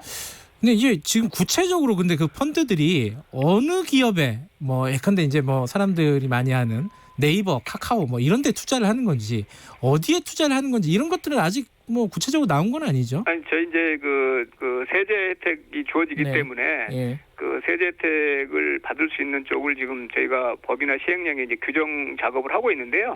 기본적으로 아까 말한 대로 뉴딜 프로젝트, 그다음에 뉴딜 관련 기업 이런 쪽에 이제 투자를 할 수 있는데 굉장히 넓습니다. 예를 몇 가지 들어주면 뉴딜 관련 민자 사업들이 있습니다. 수도 충전소를 구축한다거나 뭐 학교나 이 건물들을 이렇게 그 에너지 효율성을 높이는 그런 사업, 뭐 그린 스마트 스쿨 같은 것도 있을 거고, 그다음에 민자 사업 외에 뉴딜 인프라들이 있습니다. 뭐 디지털 SOC 안전관리 시스템을 구축한다거나 신재생 에너지 시설을 구축 뭐 이렇게 투자하는 데도 있을 거고, 그다음에 프로젝트가 있습니다. 뉴딜 관련해서 가장 대표적인 게 수소 전기차 개발 프로젝트 등. 그래서 이런 그 디지털과 그린 뉴딜과 관련된 그다음에 창업 벤처 기업들도 있을 거고, 기업들에 대한 투자가 되니까 뭐 주식 인수도 되고 채권 인수도 되고 매자닌 증권 인수, 대출 뭐 다양한 형태가 알겠습니다. 가능합니다. 2차 재난금 얘기도 나중에 좀 해야 되니까 간단하게 좀 여쭤볼게요. 이게 근데 손실을 세금으로 메꿔준다. 이게 좀 뭐랄까 기형적인 거 아니냐, 경제 아닙니다. 논리에 맡겨야 되는 거 아니냐, 이런 청취자분 질문이 있거든요. 정책 그러니까 뭐 과거에 소부장 펀드도 그렇고 코스닥 벤처 펀드도 그렇고 사회적으로 좀 바람직한 투자에 대해서 세제 혜택을 주는 것은 뭐 저희가 정책적으로 많이 했습니다. 그리고 손실을 메꾸는 목적이 아니고 아까 말한 대로 투자자들에게 투자 기회를 제공하고 장기 투자를 장려한다는 그런 목적도 있는 거고요. 그다음에 메꾸는 건 아니고 재정에서 아까 말한 정책 펀드는 이런 장기형일수록 조성이 잘 안 됩니다. 사람들이 그렇게 단기적인 그런 바로바로 이제 그 투자 성과가 나른 쪽에 아무래도 몰리게 돼 있으니까 그래서 그런 장기 그다음에 인프라 투자나 사회적으로 좀 가치가 있는 그런 장기 투자에 대해서 장려하는 거는 뭐 세제 혜택을 줄 수도 있고 재정에서도 이렇게 그 재정 투자를 많이 했습니다. 그 정권 바뀌면 이 펀드들 다 찬밥되는 거 아니냐? 이건 어떻게 생각하십니까? 이번에는 훨씬 그 오랜 기간 설계를 했기 때문에 그다음에 제가 말하지만 시대적 흐름에 지금 투자 흐름에 맞기 때문에 그렇게 단기적으로 뭐 없어지고 그러지 않을 걸로 봅니다. 알겠습니다. 2차 재난지원금이요. 시간이 없어서 이거 간단하게 좀 여쭤볼게요. 지금 보편적 전 국민에게 지급하는 게 아니라 일단 선별적으로 자영업자 소상공인 중심으로 지원하겠다 이렇게 인터뷰에서 말씀하셨잖아요, 차관님이. 이게 그 자영업자 소상공인 너무 좀 추상적이잖아요. 이거 어떻게 자르겠다는 거죠? 그러니까 이제 이번에 피해가 집중된 영역을 저희가 각 부처와 그런 지금 그 분석 중에 있습니다. 아니 근데 이제 사실 걱정들 많이 하는 게 이 소득이라든가 이런 것들이 대부분 작년 기준 꽤 많은데 작년에는 코로나가 없었잖아요. 올해 뭔가 피해 본 사람들을 정확하게 집어내는 게 이게 가능한 건지. 그 소상공인과 자영업자들은 이제 사업을 많이 하시니까 그래서 그 매출 기준을 지금 좀 기본 지표로 보고 있고요. 매출은 말씀하신 대로 소득보다는 훨씬 더 파악하기가 용이하고 더 적시성 있는 자료를 얻을 수 있습니다. 매출 자료를 활용하겠다. 그게 추석 전에 가능합니까? 선별 작업이라든가 이런 것들이? 정부 내 이렇게 구상이나 이런 거는 다음 주까지는 확정해서 발표하는 것을 목표로 지금 준비 작업하고 있습니다.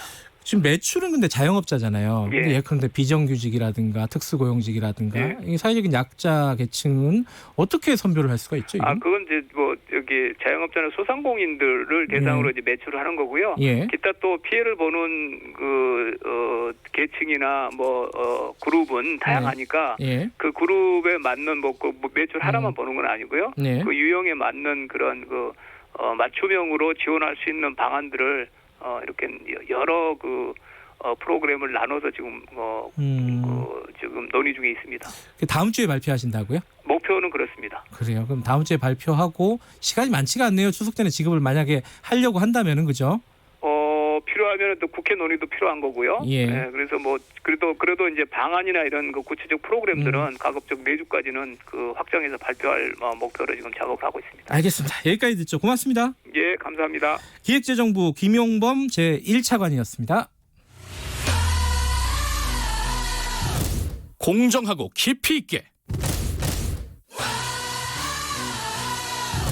오늘 하루 이슈의 중심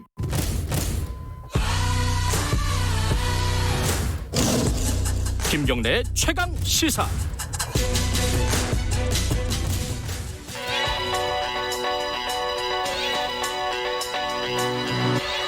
최강 시사 윤태곤의 눈. 네, 의자 전략그룹 더모아의 윤태곤 정시분석실장 나와 계십니다. 안녕하세요. 네, 안녕하세요. 의사들 집단 휴진 관련해가지고 지금 새로 들어온 소식이 제가 좀 반가운 소식인데요. 8시 30분에 이제 민주당 당사에서 민주당과 의사협회가 이제 합의문에 서명을 한다 그래요.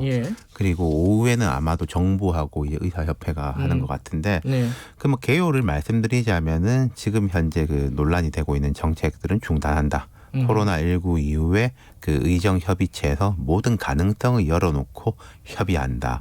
그리고 뭐 당연하게 단체 행동은 중단하고 진료 현장으로 복귀한다.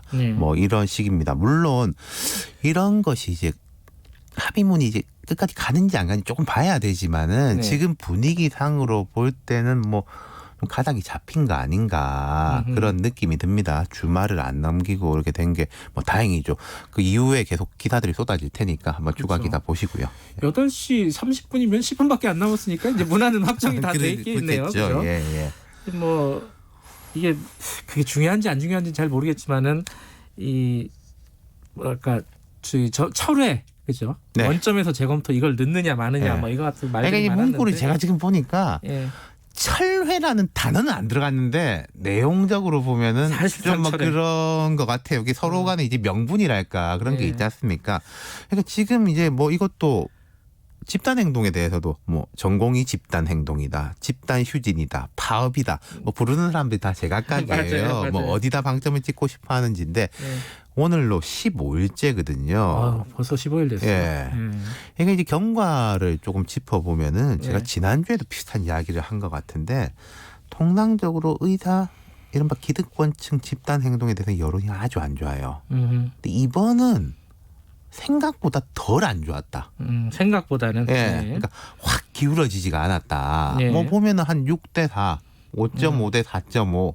뭐 이런 식이면 파업하는 쪽 어떤 파업이든지 간에 이런 데가 별로 없거든요. 그 이유가 뭘까 좀 생각을 해봤는데 하지만 또 시간은 의사 편이 아닐 것이다. 그 말씀도 드렸었죠. 기간이 길어지고 실제 환자들 피해가 여기저기서 발생하면은 애초에 명분은 중요해지지가 않는 거니까요. 그렇게 지금 진행이 되고 있었나요? 지금 보면은 분위기가? 그렇죠. 그러고 이제 일주일이 지났는데 제 생각보다는 확 또 그 의사 쪽이 무너지진 않았다.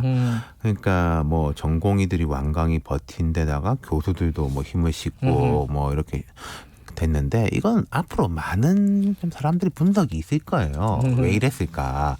아무래도 뭐 코로나19의 복합적인 효과, 부정적인 효과, 긍정적인 효과가 다 있었던 것 같고요. 뭐 그거와는 별개로 이제 여론전을 양쪽에서 다 하잖아요. 그렇죠. 이럴 때는 메시지나 행동 하나하나가 상대를 자극하고 우리를 결집시키고 여론에 영향을 미치고 그런 거 아니겠습니까? 오늘 좀 주로 그런 말씀을 드릴 것이 요 며칠 장관에 팍팍 엎치락뒤치락 했어요. 떠오르는 게 있어요. 그렇죠.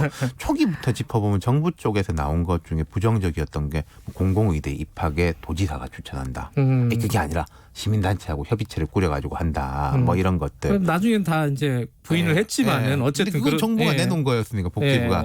그다음에 뭐 전공의 고발 논란, 엄단 이런 단어. 또 엊그제 보면은 뭐 서울대 그건 서울대 의대 교수 전체가 아니라 일부 연구진입니다만은 일부 연구진에서 불과 몇 년 전만 해도 뭐 700명 필요하다. 공공의료 뭐 이런 이야기도 했었다.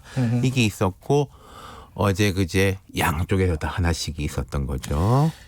일단 의사 쪽은 그거 말씀하시는 거죠? 공부 잘하느니 뭐 수능이 어쩌느니 전교 1등이 어쩌느니 1등급도 아니고 그냥 전교 1등. 그러니까 당신의 생사를 판가름질 중요한 진단을 받아야 할 때 의사를 고를 수 있다면 둘 중 누구를 선택하십니까? 라면서 선택지로 매년 전교 1등을 놓치지 않기 위해 학창시절 공부에 매진한 의사. 성적은 한참 모자라지만은 그래도 의사가 되고 싶어 추천제로 입학한 공공의대 의사. 이렇게 제시했어요. 이게 1번, 2번만 해놨다는 게 뭔지 3번도 있고 4번도 있고 5번도 있을 텐데. 그러니까 이 의사들의 그간 의견에 대해서 저 말에도 일리가 있는 거다라고 생각했던 사람들도 이 홍보물에 대해서 고개를 절레절레 흔들었어요. 지금 이제 의사들에 대한 부정적 프레임이 주로 이런 거지 않습니까? 엘리트주의다. 집단 이기주의다. 근데 이 홍보물은 그런 프레임을 그대로 강화시킨 거죠. 그래서 이제 부랴부랴 이제 뭐 홍보물을 내리고 원래 의도가 뭐 이게 아니었고 그렇게 되는데 이 홍보물의 부정적 영향에 물타기 된 게 있죠. 이게 이제 대통령의 페이스북 간호사들 맞습니다. 격려하는 글. 그러니까 여기에서 보면은 뭐 이런 구절. 장기간 파업하는 의사들의 짐까지 떠맡아야 하는 상황이 얼마나 어려우신가. 지난 폭염 시기 옥외 선별 진료소에서 방호복을 벗지 못하는 의료진들이 쓰러지고 있다는 안타까운 소식이 국민의 마음을 울렸다. 의료진이라고 표현됐지만 대부분 간호사들이었다는 사실을 국민은 잘 알고 있다. 이런 부분이 그냥 간호사한테 감사하다, 격려와 이제 위로가 아니라 결국은 이제 의사들을 이제 비판하기 위해 가지고 한 거 아니냐 이런 논란이 확 됐죠. 그러자 이제 뭐 고민정 의원이나 정청래 의원 등이 곡해하지 마라. 대통령 감사의 메시지를 보냈을 뿐이다라고. 그렇게 삐딱하게 보냐 이런 거죠. 근데 어제 발로 청와대에서 사실은 비서관이 이런 표현에 넣어가지고 뭐 그렇게 됐고 대통령의 원래 의도는 그게 아니었고 뭐 그 청와대에서 그런 말이 나왔지 않습니까?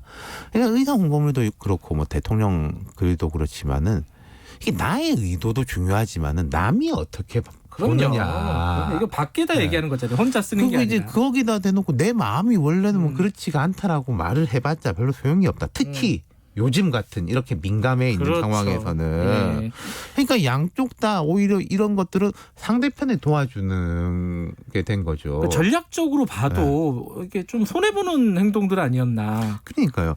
근데 저 그런 느낌도 들어요. 이 양쪽 다 스스로 이거 우리가 잘못했다 이런 거지 않습니까? 이런 게 오히려 또 협상의 동력이 뭔가 조금 더 양보해야 되고 세상 일이라는 그렇죠. 게 참. 우리가 여기서 버티면 안 그래도 욕 먹는데 더 욕 먹겠고 그런 식으로도 이제 되는 것들이 있어요. 뭐 그게 이걸 뭐 전화위복이라고 표현해야 될지 뭐 오비일학이라고 표현해야 될지 모르겠지만은 지난주에도 말씀드렸지만은 이런 단체 행동은 힘 대 힘의 대결이기도 하지만은 명분 대 명분 그리고 대중을 얼마나 우리 편으로 끌어들일 수 있느냐 복합적인 거지 않습니까?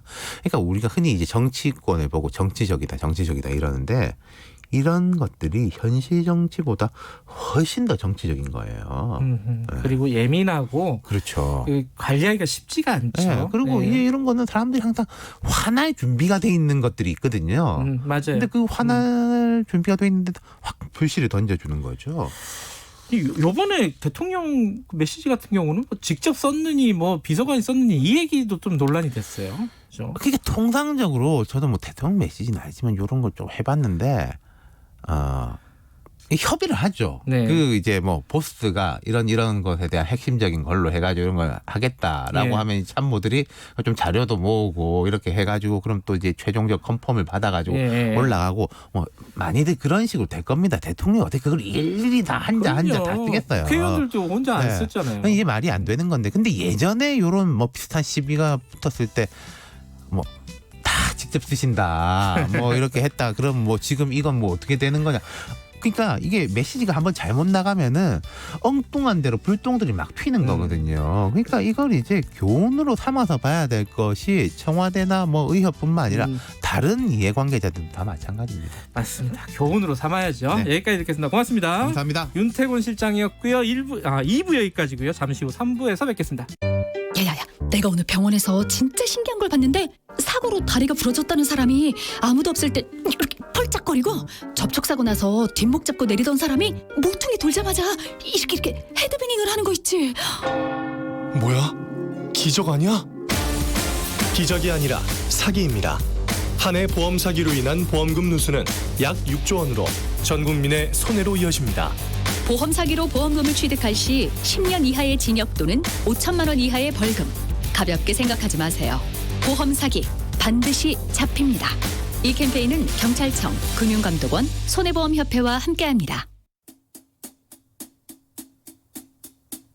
주진우 라이브, 주진우 라이브, 주진우 라이브, 주진우 라이브. 라이브가 좀 이상한데? 그러니까 많이 이상해. 다 이상해. 매일 오후 5시 5분 주진우 라이브. 내일은 좀 더 나아질 거예요. 확실해요.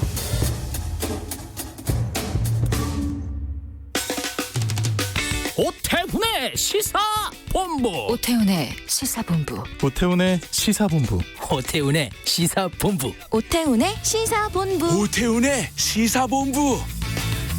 평일 낮 12시 20분 KBS 44기 성우들과 함께 듣는 오태훈의 시사본부. 점심 먹고 시사 한입. 지금 시각은 8시 30분입니다. KBS.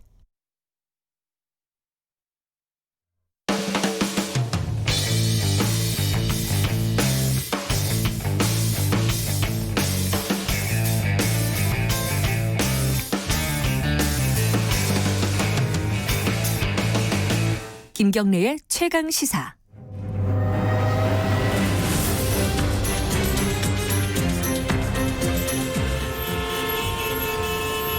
GPS가 연결되었습니다. 김경래의 최강 시사. 여의도 신호등. 네, 한 주간에 화제가 됐던 전가 인물을 집중 탐구해보는 시간입니다. 주간인물 토크쇼 여의도 신호등.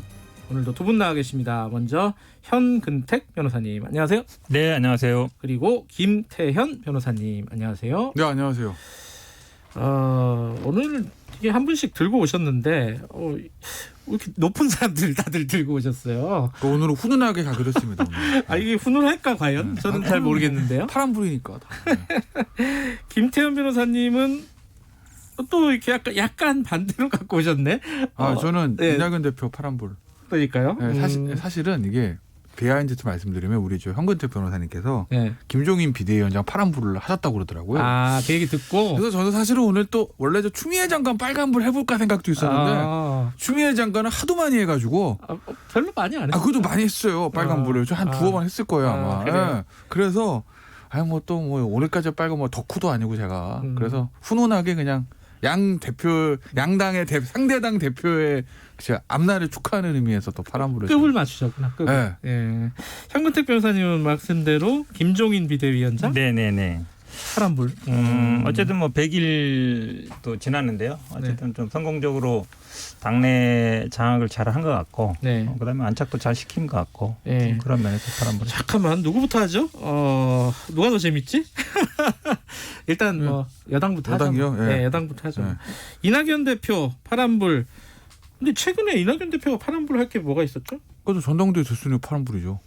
전당대회. 그래서 전당대회는 우리 우리 지난 주말에 있었으니까. 우리 벌써 한 1년 된 것 같아요. 1년 된 것 같죠. 그건 그게 이제 이 어대낙이었나? 어차피 대표는 이낙연도 어대낙이었기 때문에 그 지금 바로 자연스럽게 한 1년 된 것 같아요라고 이제 맞아요. 말씀하시는 게 막 극적으로 무슨 된 건 아니고 워낙 이낙연 대표가 되는 거 아니야라는 생각들이 있으셔서 일주일이 안 지난 거예요. 지난주 한 주말에 저희 방송 끝나고 주말에 당선됐으니까. 근데 1등을 할 거는 진짜 어대낙이었죠. 근데 득표율이 60%까지 나올까? 라는 거는 좀 의외이긴 했어요. 득표율이 생각보다 높았어요. 왜냐하면 양자 대결도 아니고 어떤 선거든지 마찬가지입니다. 상자 대결에서 60%라는 건 사실은 어마어마한 숫자예요. 양자도 아니고. 그러니까 3자 대결 60%고 나머지 이제 김부겸 전 장관하고 박주민 의원이 한 20%대죠. 그러니까 20% 좀 못 되는 거죠. 사실 이것저것 빼면. 그러니까 20%로 20% 이렇게 60 된 건데. 그러니까 어찌됐건 간 압도적으로 지금 당선이 됐기 때문에 이낙연 대표의 일단은 임시 대표 한 6개월 정도의 전망을 좀 밝을 수밖에 없고 일단 대선 후보 지지율에서도 컨벤션 효과가 있기 때문에 좀 올라가는 갈 거예요. 근데 결국은 이제 대선 후보를 차지하고 본선에 갈 수 있느냐가 1차 관문일 건데 저 지지율 60%라는 득표를 생각을 해보면 저는 사실 개인적으로 전당대회 전까지만 해도 어차피 대표는 이낙연이 맞지만 어차피 대선 후보도 이낙연일까? 이런 생각을 좀 많이 했었거든요. 근데 저 득표를 보니 이낙연 후보가 이대로 잘 관리하면 내년 7월부터 시작되는 당내 경선에서도 상당히 유리한 위치를 점할 수는 있겠다. 그래서 민주당의 대선 후보는 이낙연이 되는 확률을 저는 좀 높였습니다. 전당대회 전보다 득표율을 보고. 혼자 높였군요. 네, 혼자. 뭐 제가 높인다는 건 아니죠. 네, 저는 투표권도 없으니까. 왜 투표권 있어요. 국민적이 선거인단으로 하기 때문에 지원해가지고 선거인단 되시면 제가 뭐 할 일 있겠습니까? 자, 근데 형택 변호사님은 사실 전당대회의 플레이어였어요, 그죠? 제가요? 아닌가요? 저거 플레이는 아니죠. 아니 뭐 한번 도와줬던. 네, 그러니까 캠프에 계셨던 거잖아요. 박주민 의원과 함께 일을 했는데 예상보다는 어때요, 박주민 의원은? 그래도 뭐 선전했다는 분위기예요. 선전했다. 왜냐하면 이제 대의원이라는 건 결국은 지역위원장이 선점하기 때문에 조직표거든요. 근데 이제 막판에 보니까 이제 영남 쪽에 대의원들이 많이 움직이더라고요. 아마 김부겸 의원 쪽으로 많이 움직여서 어쨌든 뭐 대의원 표에서 많이 뒤졌지만 일반 당원 여론조사, 국민 여론조사에서는 뭐 2등을 했거든요. 그런 면에서 본다 그러면. 사실은 이제 박주민 뭐 개 생겼다 이런 얘기 하지만 뭐 전국적인 조직이라든지 정치한 지 얼마 안 됐어요. 우리 김태현 변호사하고도 친한 사이예요. 박주민 의원이. 그래요? 동기고. 국대 동기. 동기예요? 거의 뭐 말도 놓는 사이고 이런데 정치 경력이 오래 안 됐잖아요. 그리고 뭐 서울 출신이고 서울에서 쭉 살다 보니까 뭐 정치라는 게 꼭 그런 건 아니지만 이제 이낙연 대표 같은 경우 호남을 기반으로 하고 있고 김부겸 전 의원 같은 경우 영남을 기반으로 하고 있다 보니까 이 사실은 처음에 우리 나올 때도 그걸 걱정한 거예요. 영호남 구도로 간다. 근데 정말로 보니까 이 대의원이라든지 이런 분들은 쫙 그렇게 가더라고요. 분석을 해보면. 결국은 그 기댈 것이 어찌 보면 일반 여론이라든지 SNS 온라인 이런 것밖에 없는데 그거는 뜬구름 잡기잖아요. 약간. 그러다 보니까 이제 조직도 없고 지역적인 기반도 없고 정치 경도 잡다 보니까 좀 했는데 그래도 한 20% 정도 당내 어쨌든 여론조사라든지 이런 어떤 걸 봐서는 뭐 향후 뭔가를 모색할 수 있는 그런 기반은 됐다라고 보고 있습니다. 근데 사실 이제 전당대회 끝나고 이제 당에서 이제 인사가 있었잖아요. 인사를 보면은 거기서 좀 눈에 띄는 게 뭐였어요? 이제 청와대의 뭐 배재정 정무비서관 그걸 이렇게 유심히 보는 사람이 있고.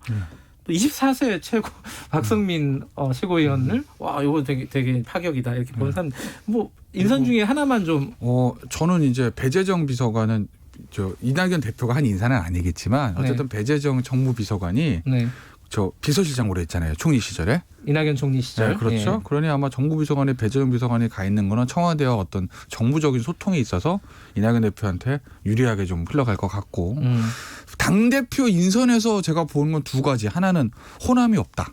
당직자 인선에서요. 호남이 없다. 부산 쪽이 많아요. 특히 이제 최인호 의원을 아마 갑자기 최인호 직책이 제가 생각이 안 나네. 지금요? 네, 지금 최인호 의원은 아마 대변인. 네? 수석 대변인, 그죠? 수석 대변인. 해서 이제 부산 쪽을 좀 강화를 한 것 같아요. 그러니까 아무래도 이낙연 대표에게 호남의 이미지가 많으니 호남이 사실은 민주당의 주요 지지 기반이고 호남에서 승리한 사람이 민주당을 결국에서 전당대회든 뭐 대선 후보든 승리하는 경우가 많긴 하죠. 노무현 전 대통령도 그렇고 그렇긴 하지만 문재인 대통령의 정치적 기반이 부산이고 결국 부산 영남을 공략해야 결국 대선에서 승리할 수 있다는 거를 생각을 해보면 그래서 이낙연 대표가 본인은 어차피 호남의 기반을 가지고 있으니 뭐 일종의 이낙연표 동진 정책이라고 해야 될까요? 그런 의미에서 아마 친문 부산 쪽의 인사들을 좀 당직계 많이 좀 등용한 것 같다라고 좀 보는 거죠.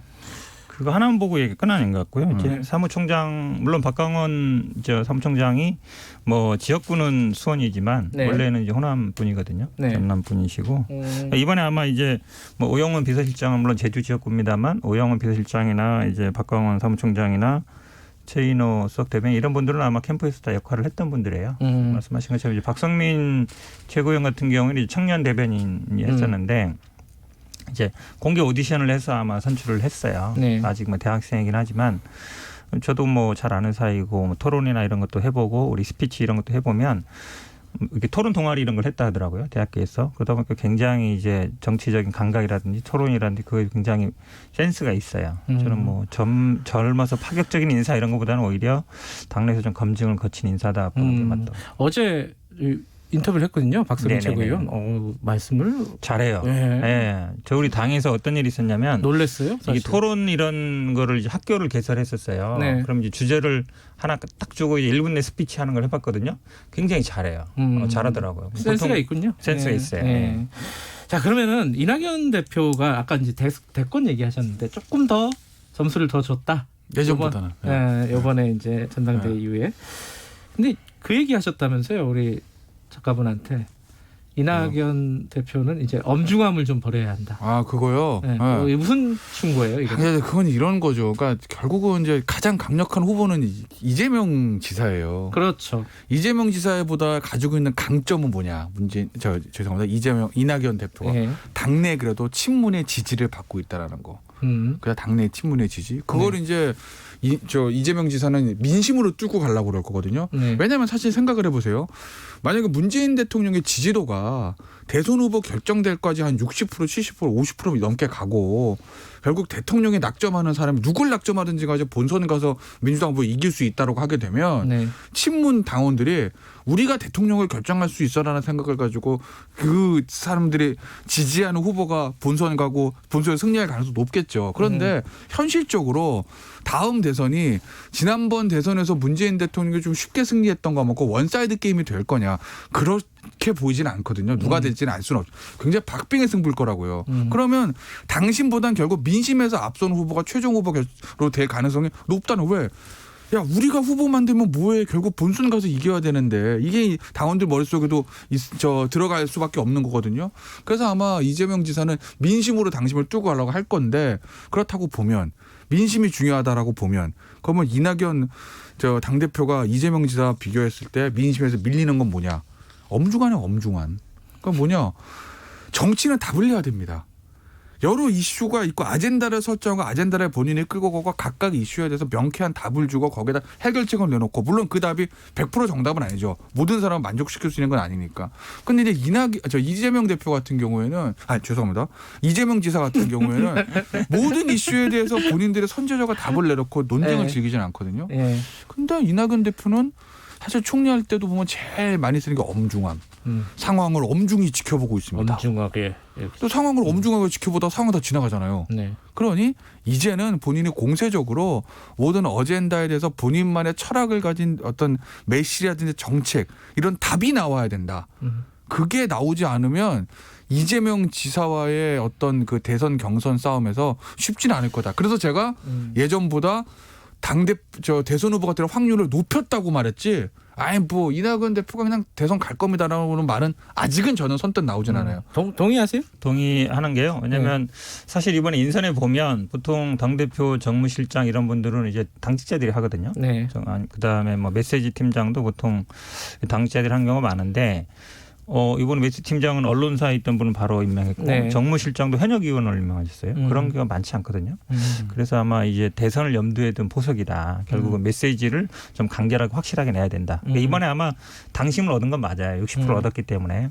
근데 이번 아마 그 전당대회 자세히 보시면 사실 대의원은 57% 정도였는데 일반 여론조사에서 64%였어요. 그러니까 일반 여론조사에서도 어느 정도 그러니까 당심은 얻었고 일반 민심도 얻기 위해서 노력을 할 것이고 저는 아마 정기국회가 사실은 임기가 6개월, 7개월을 하지만 올해 12월 정도면 거의 끝나요.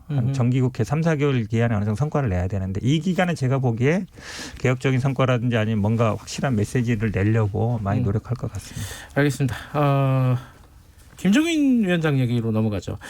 파란불일 것 같은데 이게 취임 100일이 됐잖아요. 근데 처음에 비대위원장 할 때 이렇게 당을 장악할 거라고 생각하셨어요? 저 생각했는데요. 아, 그래요? 왜냐하면 일단 기본적으로 두 가지. 하나는 이미 그 김종인 위원장의 어떤 칼을 방어할 수 있는 방패들이 사실은 이제 몸집 크고 목소리 큰 중진들이잖아요. 다 떨어졌어요. 없어. 이미 지난 총선 때 이미 김종인 위원장을 어떤 제어할 수 있는 정도의 큰 그룹들이 친박, 강성 친박, 강성 또 비박들 있잖아요.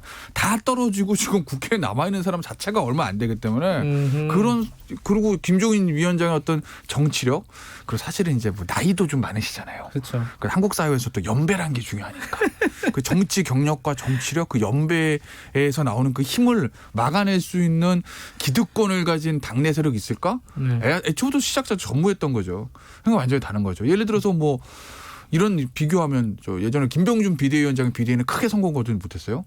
왜냐? 그때만 해도 어떤 강성의 강한 정치력을 가진 의원들이 버티고 있었고 김병준 비대위원장은 정책 경험은 있지만 정치 경험이 있는 사람은 아니었거든요. 차이가 엄청나게 있죠.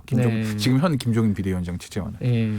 저는 그래도 약간 의외예요. 그러니까, 의외다. 왜냐하면 민주당 같은 경우에야 물론 뭐 학교 다닐 때 학생운동 라인이라든지 386 라인이라든지 시민사회 시민운동하면서 이렇게 어찌 보면 인간관계 형성돼 있어서 거기서 다수 벗어나는 사람 그러니까 어찌 보면 이제 밖에서 영입해서 들어온 사람 말고는 대부분 옛날부터 알던 사람들이 많거든요. 그러다 보니까 이제 어찌 보면 뭐 제어가 되는 부분도 있어요. 근데 솔직히 그러니까 국민의힘 같은 경우에는 친위 친박이라든지 이게 굉장히 강하잖아요. 그동안 개파도 굉장히 강했고 예를 들어서 뭐 홍준표 의원 같은 경우도 요즘 조용하다거든요. 되게. 왜냐면 밖에서 그러네요. 잘 안 보이네. 막 치받을 것 같은데 별로 안 그러잖아요. 그러니까 당내 장악을 확실히 한 거죠. 그러니까 처음에 비대위원장 될 때는 이게 뭐 전국회를 하느냐 안 하느냐 통과되느냐 많이 했는데 이번에 당명 바꾸고 정강 정책할 때 보니까 90% 이상 단 찬성이에요. 그러니까 뭐 거의 아마 국민의힘에서 90% 이상 찬성 나온 경우 거의 없을걸요. 그러니까 제가 보기에는 당내 장악은 거의 끝났다라고 보는 게 맞는 것 같아요. 근데 좀 관심 있는 얘기들 중에 하나가 최근 나온 얘기 중에 이제 안철수 대표. 이게 밀당하는 건지 뭐 이게 뭘 오라는 건지 하겠다는 건지 이게 뭐 헷갈려요. 이게 정리가 어떻게 될 것 같아요, 이거? 글쎄 이제 일단은 뭐 정치권에 잘 알려진 비하인드지만 김종인 비대위원장하고 안철수 대표가 뭐 그리 개인적으로 좋은 사이는 아니다라는 그런 의미 다 왜냐하면 예전에 함께했다가 갈라졌었거든요. 그러면서 좀 갈라지는 과정이 좀 말끔하지는 않아서 아직도 좀 약간 앙금은 남아 있는 것 같고 그리고 사실은 김종인 비대위원장이 여러 인터뷰에서 안철수 대표에 대해서 좀 부정적인 평가들을 많이 했던 것 같아요. 했었죠. 그런 개인적인 그런 건 있는 거고. 그럼 좀 결국 당내 역학구도는 뭐냐? 저기 주호영 원내대표는 그래도 확실하게 어떤 야권 통합이나 이런 측면에서 안철수 국민의당 대표가 좀 러브콜을 보내는 것 같습니다. 근데 김종인 비대위원장은 일단은 개인적인 약간 선호도도 있지만 본인은 당 대표기 때문에 어찌됐든가 전략상으로도 당내 인사를 먼저 챙기는 게 맞습니다. 나중에 서울시장 후보 결정되는 직전에 또는 대선 후보 되는 결정에 뭐 야권 통합이나 무슨 경선이나 이런 걸 통해서 붕업을 시키면서 안철수 대표와 단일화를 도모할 수는 있겠지만 그건 그때 얘기고 지금부터 당 대표인 당 비대위원장까지 나서서 뭐 안철수 국민의당 대표가 우리랑 함께해야 무슨 뭐 문재인 정부에 뭐를 뭐 어쩌고 이렇게 할 수는 없는 노릇이거든요. 당내 인사를 먼저 챙기는 게 전략적으로도 맞는 거죠. 당내 인사 챙겨서 붙어야 이게 국민의당 쪽 흡수가 되지. 만약에 당내에서 없는 상태에서 지지부진한 상태에서 안철수 대표 하나만 바라고 있으면 이건 통합관역에서 끌려갈 수밖에 없는 노릇이고 붕업이란 게 전혀 일어나지 않아요. 그러니까 통합 경선 과정에서도. 그러니 뭐 정무적인 전략적인 측면에서도 김종인 비대위원장은 지금의 스탠스를 유지하는 게 저는 맞다라고 보는 거죠. 제가 봐도 비슷해요. 왜냐하면 김종인 비대위원장한테 안철수 대표는 큰 어떤 매력이 없어요. 왜냐하면 안철수 대표의 이미지라는 게 약간 중도 이미지잖아요. 중도 쪽으로 가려고 했을 때 필요한 이미지인데 지금은 김종인 비대위원장 자기가 다 하고 있잖아요. 본인이 가버렸어요. 중도로. 본인이 할 역할을 다 하고 있기 때문에 이미 또 중도로 가고 있기 때문에 굳이 안철수 대표를 끌어들여가지고 중도 이미지를 가질 필요도 없고 더 중요한 건 뭐냐면 안철수 대표가 김종인 비대위원장 보기에 안철수 대표가 자기가 컨트롤하거나 제어할 수 있는 사람이 아니에요. 대권에 나가거나 이럴 사람이기 때문에 자기가 어느 정도 뭐 서울시장이라든지 대권이라든지 이거를 자기 계획대로 하고 싶은데 안철수 대표가 뭐 김종인 비대위원장 말을 잘 들을 것 같느냐? 그럴 것 같지 않거든요, 별로. 그러니까 제가 보기에 두 가지 면에서 다 별로 매력적인 카드는 아닌 거죠. 김종인 위원장이 대선 주자 여론조사에 등장했잖아요. 뭐 아직까지는 뭐 지지율이 그렇게 높지는 않지만 어쨌든 등장했단 말이에요. 그럼 본인이 원한 건 아니겠지만은 어쨌든 언론에서 등장시켰는데 이게 사람들이 진짜 이러다가 맨날 사람 없다고 그러는데 자기가 하는 거 아니야? 대권? 저는 그럴 수 있다고 봐요. 그럴 수 있다고 보세요? 사람이 뭐 안 하던 행동을 할 때는 이유가 있거든요. 그리고 최근에 이제 페이스북 SNS를 시작했어요. 이제 안 하다가. 맞아요. 그러니까 보통 정치인들이 뭔가 이 행동을 할 때는 이유가 있는데 SNS 본인의 이름으로 하는 거잖아요. 당 이름으로 하는 거 아니고. 어제 그 100일 기념도 보면 뭐 당내에서 하겠다. 그리고 마치 내가 앞으로 당을 잘 이끌고 내년에 뭐 선거를 잘 치른다 마치겠습니다. 이런 얘기 아니에요. 국민의 지지를 받고 마치 제가 보기엔 이분이 앞으로 뭐 출마 선언하나? 이런 느낌이 약간 들어서 어쨌든 분위기가 그렇다. 약간 제가 보기에는 그런 생각이 좀 들어요. 어떻게 생각하세요? 저도 그 가능성을 배제할 수 없고 확실한 건 내년에 당대 비대위원장 임기가 아마 서울시장 경선, 서울시장까지 선거 때까지거든요.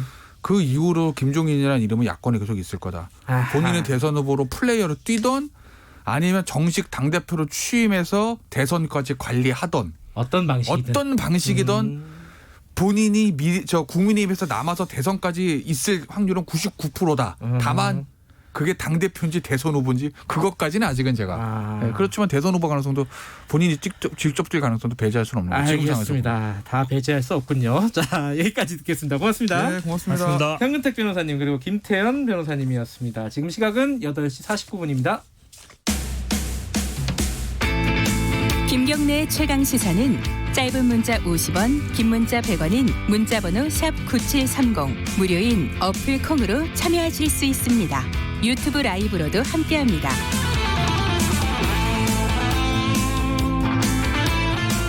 네, 2013년 전교조가 법의 노조 통보 처분을 받았는데 7년 동안 이게 소송이 진행이 됐습니다. 결국은 어제 대법원에서 법의 노조 처분은 무효다 이런 판결을 내렸습니다. 전교조 권정호 위원장 연결하겠습니다. 위원장님 안녕하세요.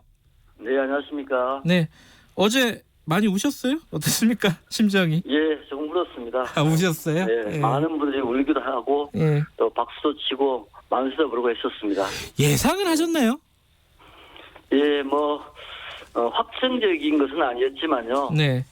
작년 이 사건이 전원합의체로 회부가 되고 그리고 지난 5월 20일 날 공개 변론을 하면서 사실은 이제 대법원이 이게 굉장히 큰 사회적 쟁점이라는 걸 인식했다는 생각이 들었었고 그래서 기존의 판례를 바꿀 수 있다는 예상과 함께 기대를 하고 있었습니다. 그래서 어제 판결이 그렇게 새삼스러운 건 아니었습니다만 그래도 정말 기뻤습니다. 이게 이제 2013년도에 박근혜 정부에서요 법의 노조 통보를 할 때 그 이유가 이제 해고자가 노조원이다 이것 때문이었잖아요, 그죠? 네, 그렇습니다. 몇 명이었죠, 해고자가? 당시에 9명의 정규직 활동 과정에서 발생한 해고자가 있었는데요. 네. 이 해직 교사들을 조합원 신분을 그대로 유지하고 있다는 이유 때문에 그리고 그와 같은 정규직 규약을 가지고 있다는 이유 때문에 규약 시정 명령을 했었고 그 규약 시정 명령을 정규조가 거부한다는 이유로 이제 한 달 후에 법의 노조 통보를 한 것이죠. 몇 가지 궁금한 부분이 있는데요. 당시에 노동부라든가 인권이라든가 이런 데서 다 반대했잖아요. 정규조 법의 노조 처분을. 예.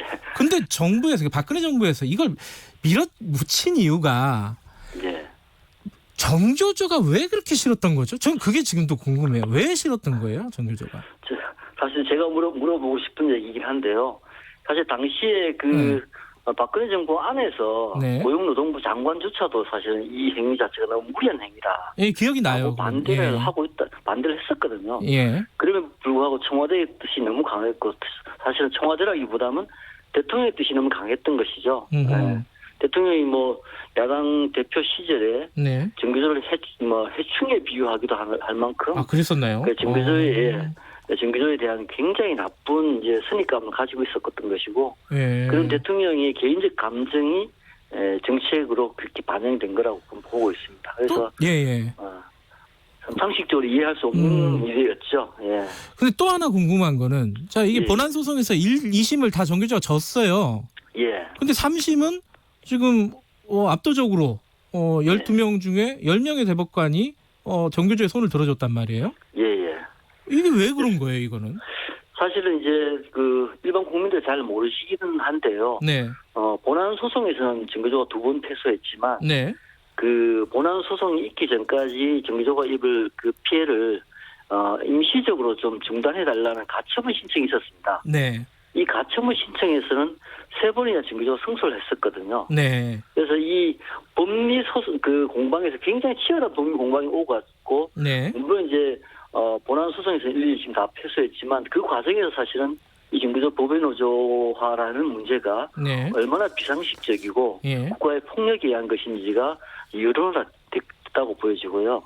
그 여론화되고 정권이 바뀌고 이런 사회적 환경이 바뀌면서 네. 최근에는 이제 이 교노조법이라든가 또는 노동조합법 이게 문제가 있다라고 지금 개정안이 지금 국회에 상정되어 있는 거 아닙니까? 네. 그럴 만큼 이제 사회적 분위기가 바뀌었고 이 사회적 분위기가 바뀐 것을 대법원이 판결로 인정한 것이라고 저희들은 그렇게 생각하고 있습니다. 오늘 아침 신문을 보니까요. 일부 예. 신문에서는 대법원이 이렇게 자꾸 뭐랄까 정치적인 판단을 한다 이런 비판도 하고 뭐 진보적인 성향의 대법관이 많아가지고 편향된 판결을 내렸다 이런 식으로 얘기하는 쪽도 일부 있더라고요. 여기에 대해서는 어떻게 생각하십니까? 사실은 그 정규적 법의 노조 통보를 한 그 근거가 네. 노동조합법 시행령 9조 2항이라는 겁니다. 네. 여기 이제 뭐 예를 들면 이제 규약이 예를 들면 노동조합법이 요구하는 것에 어긋나거나 이렇게 할 경우에 법의 노조로 통보할 수 있다 이런 조항이 이제 노동조합법 시행령이 있는데 네. 이 노동조합법 시행령 자체가 사실은 그 모법인 노동조합법에 근거가 없습니다. 이행 근거가 없습니다. 네. 사실 그래서 어제 판결에서 그렇게 이렇게 인용이 됐었지만 예를 들면 국민의 기본권을 제약할 때는 노동기본권은 국민의 기본권이시죠. 그래서 노동기본권 같은 국민의 기본권을 제약할 때는 국회가 정한 법률의 위임이 있어야 되는데 그 위임 법률 없이 이제 국무회의에서 정한 시행령으로 이걸 규정하는 게 무효다 이렇게 판결한 것이죠. 예. 당초에 사실은 그 법령 자체가 무효였던 것입니다. 예, 그런 점에서 잘못된 법률 상황을 저는 대법원이 이번 판결로 바로잡은 것이라고 인정하고 있습니다. 알겠습니다. 그 지금 그 법의 노조 판단이 내린 통보 이후에 해고자들이 더 많이 발생했다면서요? 전임자들 비롯해가지고 몇 명이나 됩니까? 2016년에 이제 법의 노조 통보가 되면서 교육부가 그 후속 조치를 발표했는데 후속 조치의 제일 첫 번째가 당시에 정규조 전임자로 근무하고 있던 전임자들이 현장으로 복귀하라는 명령이었습니다. 네. 그 명령을 거부한 34명의 전임자들이 직권면직 형태로 해고가 됐고요. 네. 그 직권면직된 해고자들이 지금 현재 4년 이상 이제 학교로 돌아가지 못하고 여전히 이제 해직자 생활을 하고 있습니다. 지금 그분들은 이제 복직하게 되는 건가요? 어떻게 되나요? 예, 이제 어제 판결로 인해서 사실은 그 34명의 해직교사들을 직권면직시켰던 그 법의 노조 조치가 원인 무효가 됐기 때문에 이제 교육부가 빠르게 직권면직 조치를 취소하는 절차를 밟아갈 거라고 예상을 하고 있습니다. 알겠습니다. 그리고 어제 판결 이후에 이제 교육부가 보도자를 통해서 그런 조치를 시행하겠다고 발표한 바도 있고요. 예. 앞으로는 정교조와 이렇게 아이들 교육 문제 이런 거 갖고 인터뷰한 시간 좀 가져보도록 하겠습니다. 예, 그렇게 했으면 좋겠습니다. 예, 고맙습니다. 예. 전국교직원노동조합 권정호 위원장이었습니다. 김경래 최강시사 오늘 여기까지 하죠. 전 뉴스타파 기자 김경래였고요. 월요일 아침 다시 돌아옵니다.